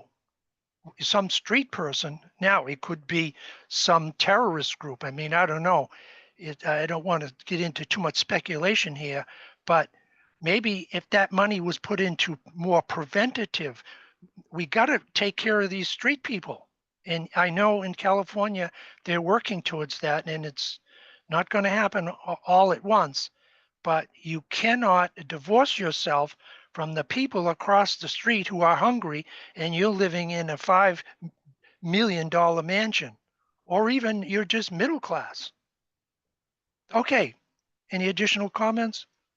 Yeah, we have a lot more chats that I'm trying to read, and then Rose, I'll get to you in a minute. Susie says, are not our logos and the solar logos both undergoing a major initiation? Thus, of course, the trickle-down effect. Yes, as above, so below. That man is made in the image of God, and if he or she can understand the science of the centers esoterically, they can create a bridge between themselves, the esoteric part of the group with which they work, the masters with which preside over them, and the sacred planet that or constellations that were potent at your time of birth, your rising sign, your ascending sign.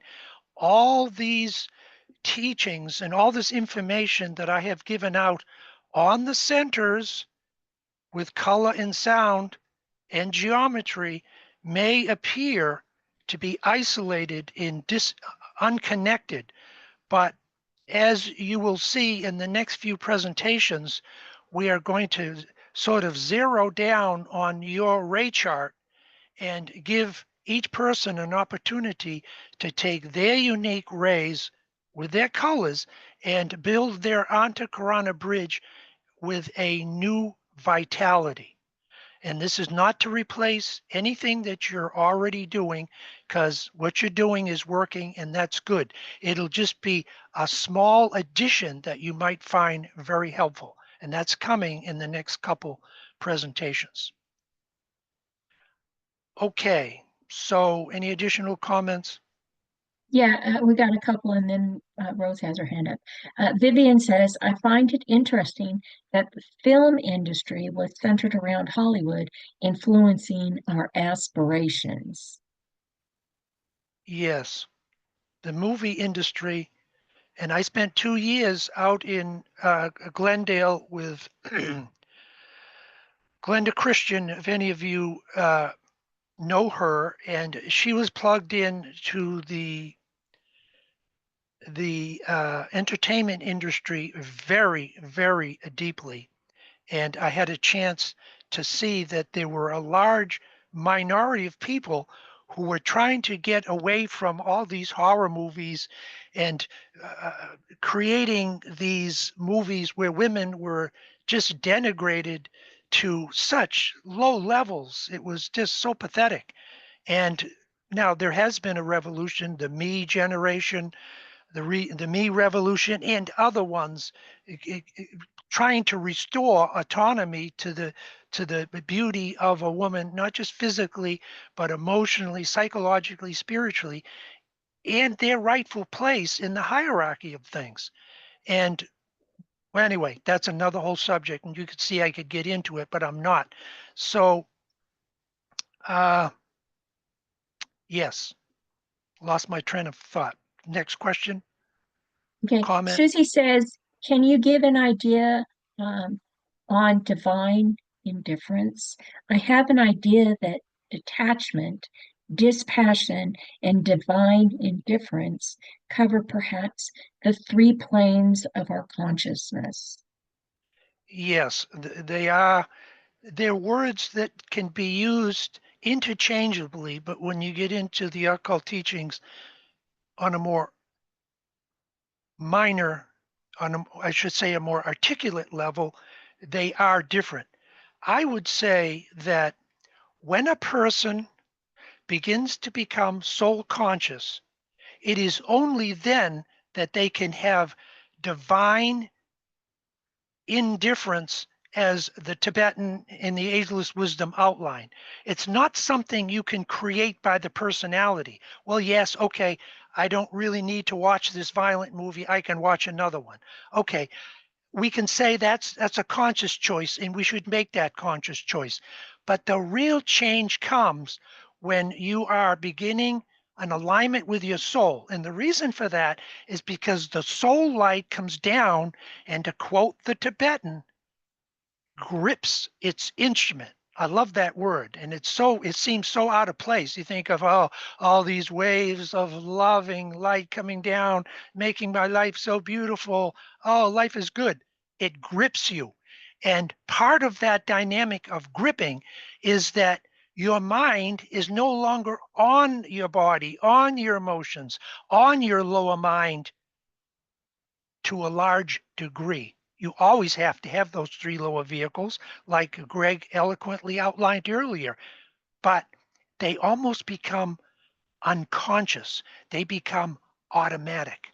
When you jump in your car to drive down, do you have to refresh yourself? Oh, this button does this and this pedal, and I got to turn the ignition. It's automatic. It's like breathing. When the soul moves into your auric field and affects your three lower instruments, you become indifferent not to the suffering of other people, but you become indifferent to the pettiness of the little self, the vanity, all the things that hold us back. And they're not bad things. They're just limited things. And as I've said many times, never look at your lower vehicles in disgust or anger or hatred. They're just like unruly children. They need to be guided. And when that soul light pours in, they go, oh, now I don't have to be a brat because there's a program here that the soul light is here for my redemption to lift me to these higher levels of satisfaction and beauty and love and truth. Be gentle with yourself, but be firm. So that's my Wow. interpretation of Thank you, indifference. Duane. That was wonderful. Thank you. Oh my goodness. Well, thank you. Okay, any additional comments? We have a lot more chats, but Rose has had her hand up for a long time. Please go ahead, Rose. Yes, I just wanted to make a brief comment on this image that you have here, Duane.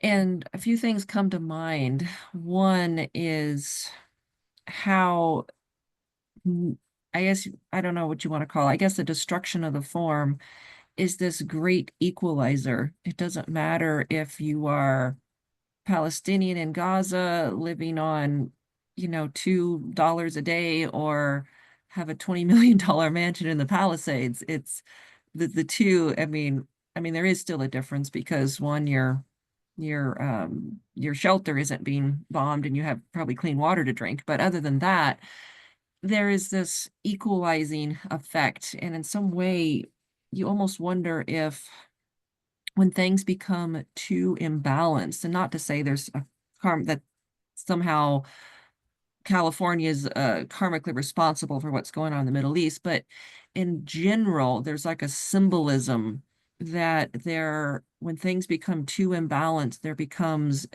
their nature can be a great equalizer. And then it no longer matters what you're on the physical level, when it comes down to it, the only thing that really matters is, who we are as our essential essence and our spiritual, because the form is so temporary. And when that form is gone, what is left but the essence? And the other thing that comes to mind is and in that the idea of that equalization is another thing that comes to mind is as someone was mentioning earlier, can we have this coming together and this outpouring of that we see during these crises of true goodwill, of true humanity, of the stimulation of the heart center without natural disasters where we just, we're opening our doors to whether it's refugees or to people who are now homeless from this crisis and providing food and just providing this outpouring of goodwill that we see that happens when these disasters come about. It is that type of that needs to become every day. And another thing is, I was thinking about this, the way our society is structured, we are very materialistic, where with our money system, if you have money, you can then live in the nicest neighborhoods. You can have the nicest houses. You can have the nicest environment and all these things. From a materialistic point of view, that's the way we've created our society. But would it not be more practical and equalitarian if those people who had, let's say, privilege in society were those who contributed the most, were those who provided the most service, that those were the ones who were elevated, those that had the most impact and benefit to society and uplifted society and did the greatest service. They're the ones that got to live in the really nice areas and have the nicer homes and the nicer whatever it is. Would not that be a more adequate proportion of values? So, but anyway, those are just some rambling thoughts. Thank you. I'll give over to you. That's excellent. And it's very Platonic and Socratic for those of you who studied philosophy, the idea that we're not going to have a better humanity, we're not going to have peace and stability in the world until we have the arrival of, let's see if I can remember the name of that, the arrival of, well, the good man, the good woman, the initiate. And otherwise, the personality, which is not a bad thing, but it can become overemphasized. That's the danger. The personality is needed. It's required. It's important. This is how we redeem our three lower bodies, by having them and by realizing, hey, I am these three lower principles, but you know what? Now that the soul has come into my life fully, it's just like, it's like a reflection. But that reflection has its place and does contribute, particularly when it's under the stewardship of the soul. Excellent. Thank you, Rose. That's so true. Priorities, equalizing, and really knowing occultly that we are all one. It's not just a platitude, it's a statement of fact. Physics has proven this. Okay, now we're to our last and most controversial part of this presentation, which is... I have some more Oh, okay, go ahead. chats if you'd like. I would like, yes. Okay. Sam says the Palestine crisis is a humanitarian and political disaster deeply rooted in social and geopolitical issues. It affects people on a large scale and involves global stakeholders. In contrast, California wildfires are environmental disasters driven by climate change and mismanagement with localized impacts that highlight the urgent need for ecological and climate-focused inventions. Both type of disasters demand tailored solutions, but underscore the interconnectedness of human and environmental resilience. Excellent distinction, Sam, and you're so right. Thank you. And then Anne says, a lot of families with little children live in the Palisades and the area of the Eaton fire in LA. Will be interesting to see how the children are affected throughout their lives and all the children of the wars. It steals their childhood, if I may be so bold. I was fortunate to grow up in a very comfortable upper middle class, and I had no idea what was going on until I stepped out of my box and I realized that not everyone had the benefits that I had of education or whatever, whether it was a new bike or this or that. And that's when I realized that I could no longer live for myself because it was a distortion of this law of sharing. Very, very good. The children, they're our most valuable asset. And what kind of a world have we created, or other people that are older people now have created for their children and their grandchildren?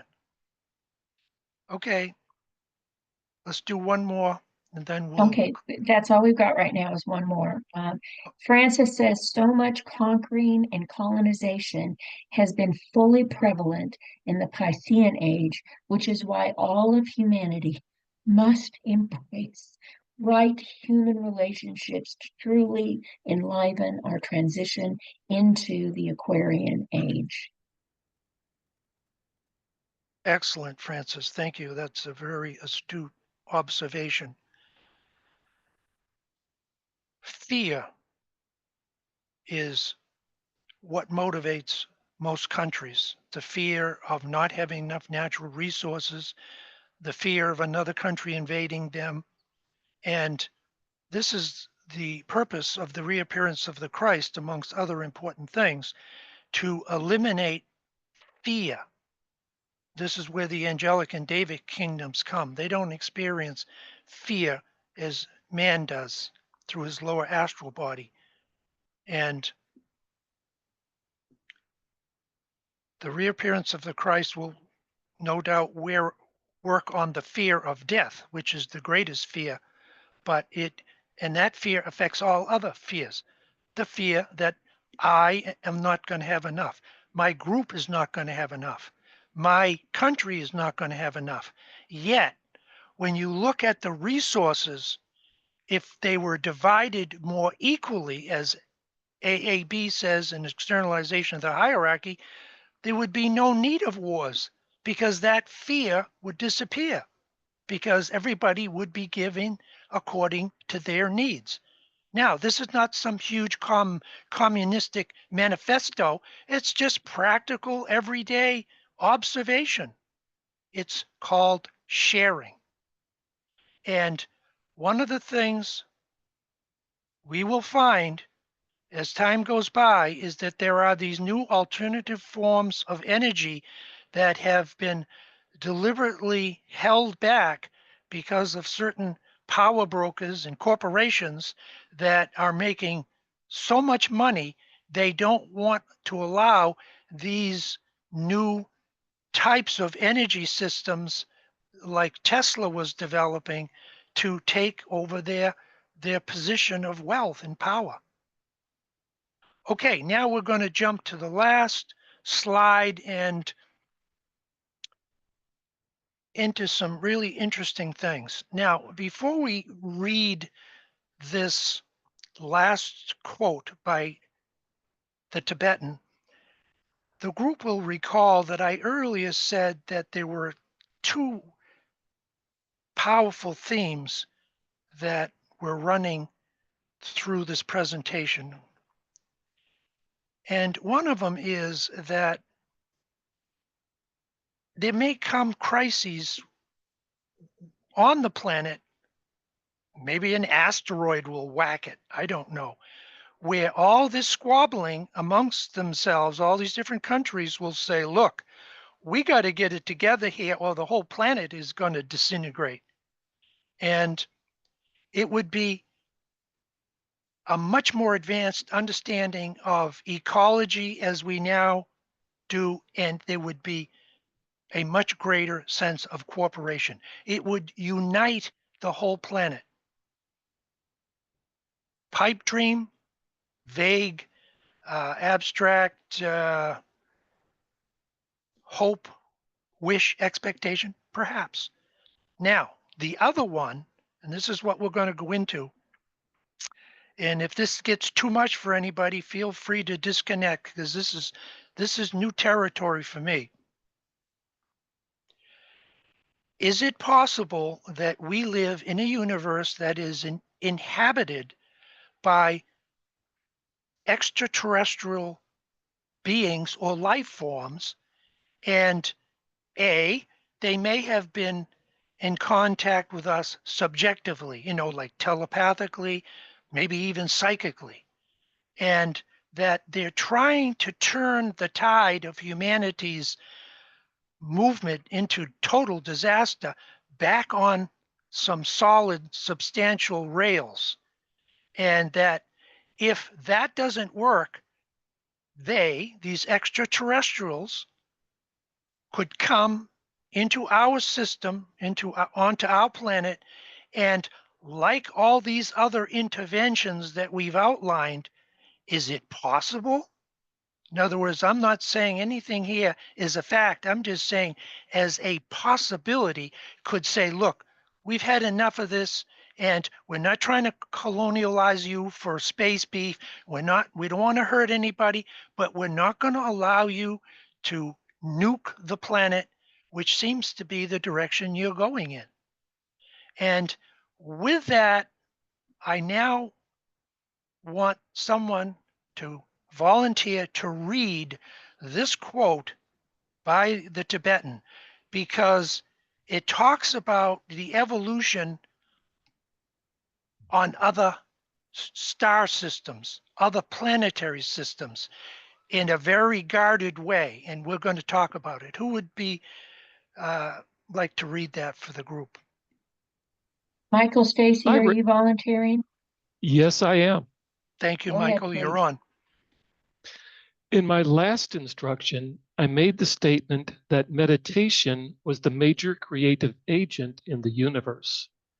There are other universes that are ahead of us in development, and in them, the emphasis may not be upon creation by use of mental energies. Others may not be so advanced, and in them, mental energy may be in process of unfolding or expressing itself in the evolutionary sense. There are also universes and solar systems where the quality and the conditions of the manifesting universe, solar system, or planet are unknown to us. It must be borne in mind that though in all manifestations, the three aspects of purpose or will, attraction, magnetic love or plan, and appearance as manifestation of both of these are necessarily present.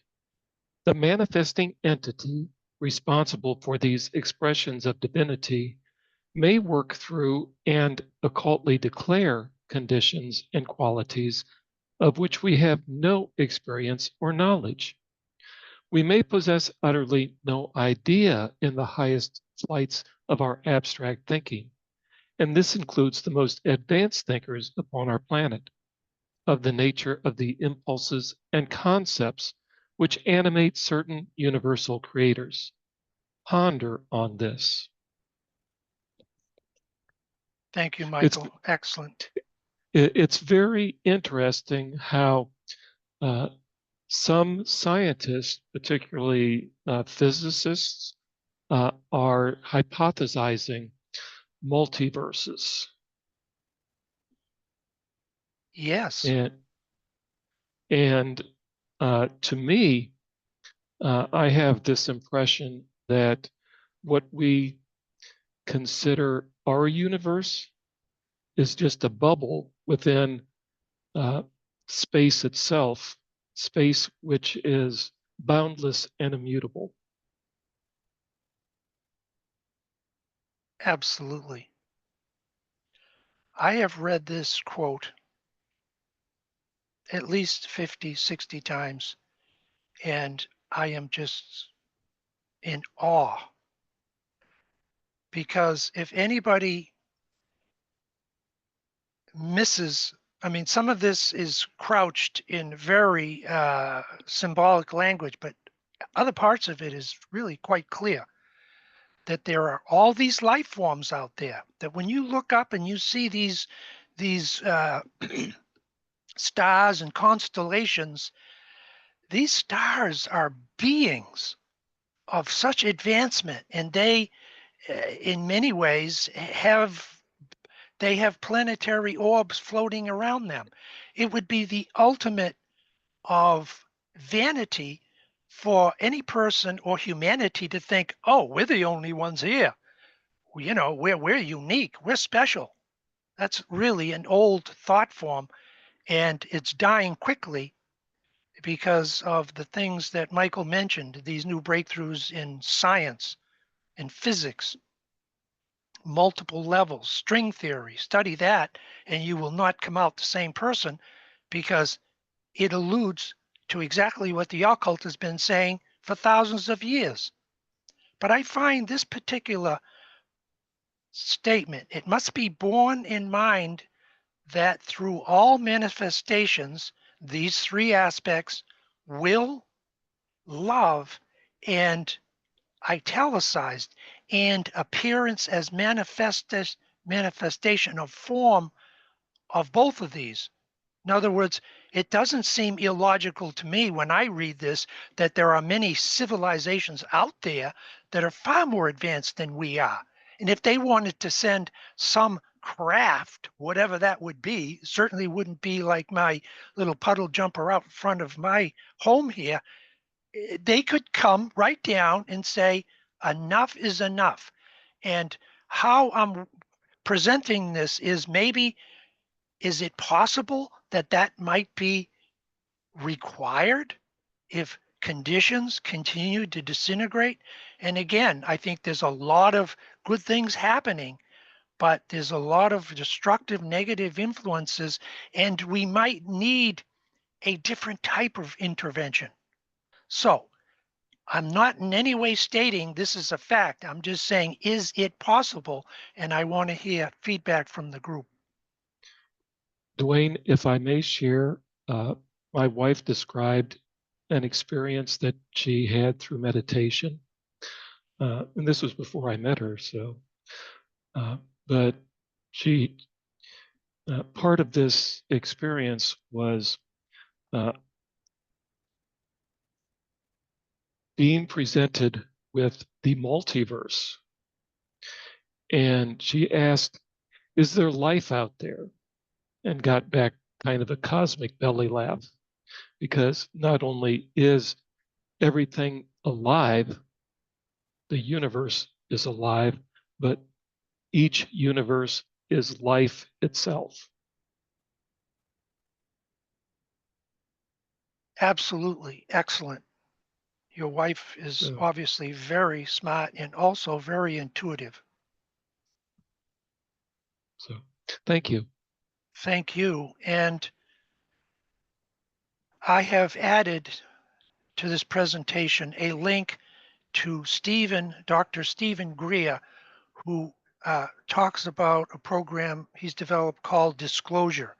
And just if you want something out of the box, again, I'm not saying I agree with everything this man says, but you will come away from his presentation with some deep, deep thoughts and ideas and possibilities for the future. Dr. Stephen Greer.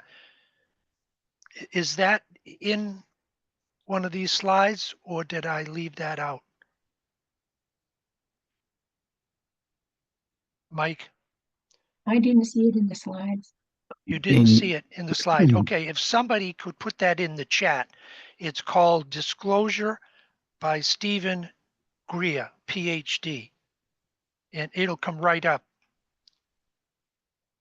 Okay, so now we're going to have our closing meditation after we have a few comments. As I realize we've given you a lot to digest. Yeah. And it's not about agreement, it's about doing your own original thinking. I'd like to comment. Please. Let me put the Stephen Greer thing. Yeah, just a little backstory is that I spent 3 to 5 years going to UFO and conspiracy conventions where Stephen Greer was often there speaking. That was before I even bumped into Moria. And so the thing to think about, I think, again, discernment and discrimination, because it's not just that there are benevolent extraterrestrials, there are negative extraterrestrials, and then there are beings within dimensions and beings in other realms and all of this. So as we go forward, we might get presented with something that lands in our backyard or comes in contact with us. And do we automatically have that effect like, wow, they're so advanced, they must be X, or they must be Y, or they must be whatever. And instead, after they land and communicate with us, we judge them based on their merit. Do they measure up with the right alignment?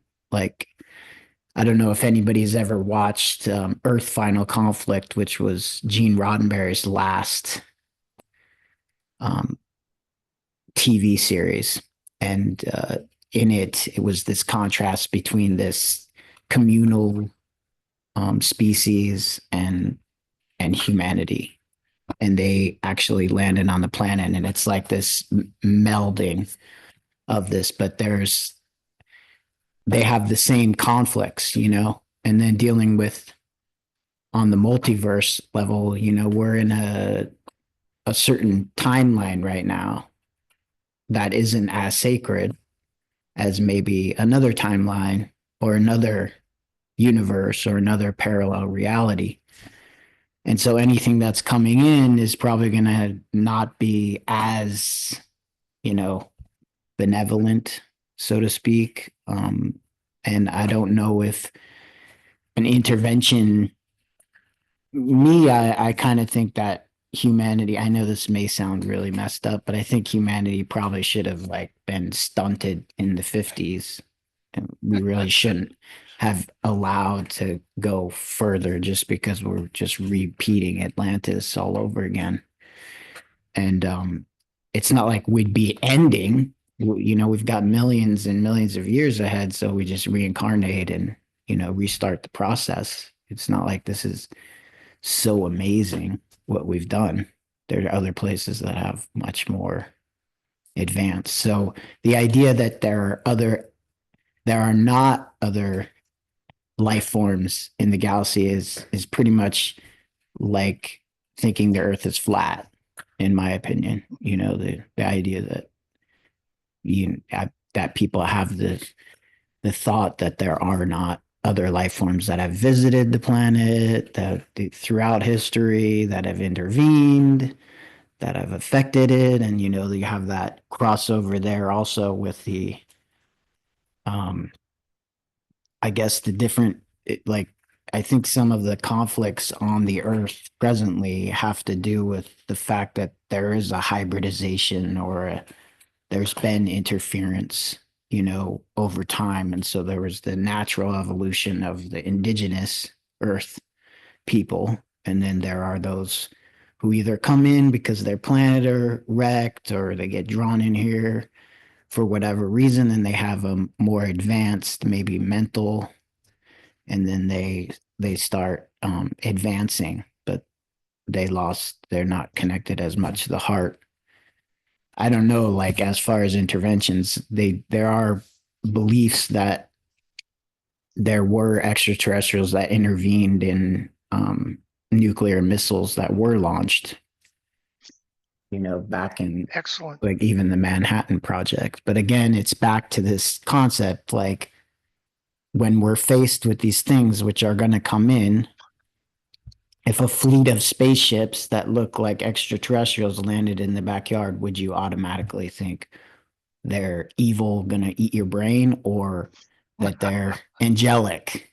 Or would you say, hey, what's your deal? Like, Wait what and do you see. really want to do here? Like, See if what's, they're vegetarians. That's what yeah, we got to do. what are you up to? Anyway, thank you, Michael. That's an important distinction. Okay, we have a short meditation that we're going to have, and it's a meditation of fire. And I want everyone in the group who's still with us to see this as an opportunity to bring in that hierarchical soul light, and if you so choose, that Shambhala fire. And at the same time, as you're building this in, visualize you're shedding, you're throwing out that which you no longer need, and it serves you well, but now you're moving on to something bigger and bolder. So just open yourself and let this flow over you. And the music is very second ray. So if you want to work with the love vibration, just listen to the voice of this magnificent Deva Premal. And if you want to visually see the red and the orange, which is the symbol of shambolic fire. So take several even and deep breaths, relax, and take everything that we've said and discussed and see it just gently, lovingly put aside as the fires of God do their important initiatory work.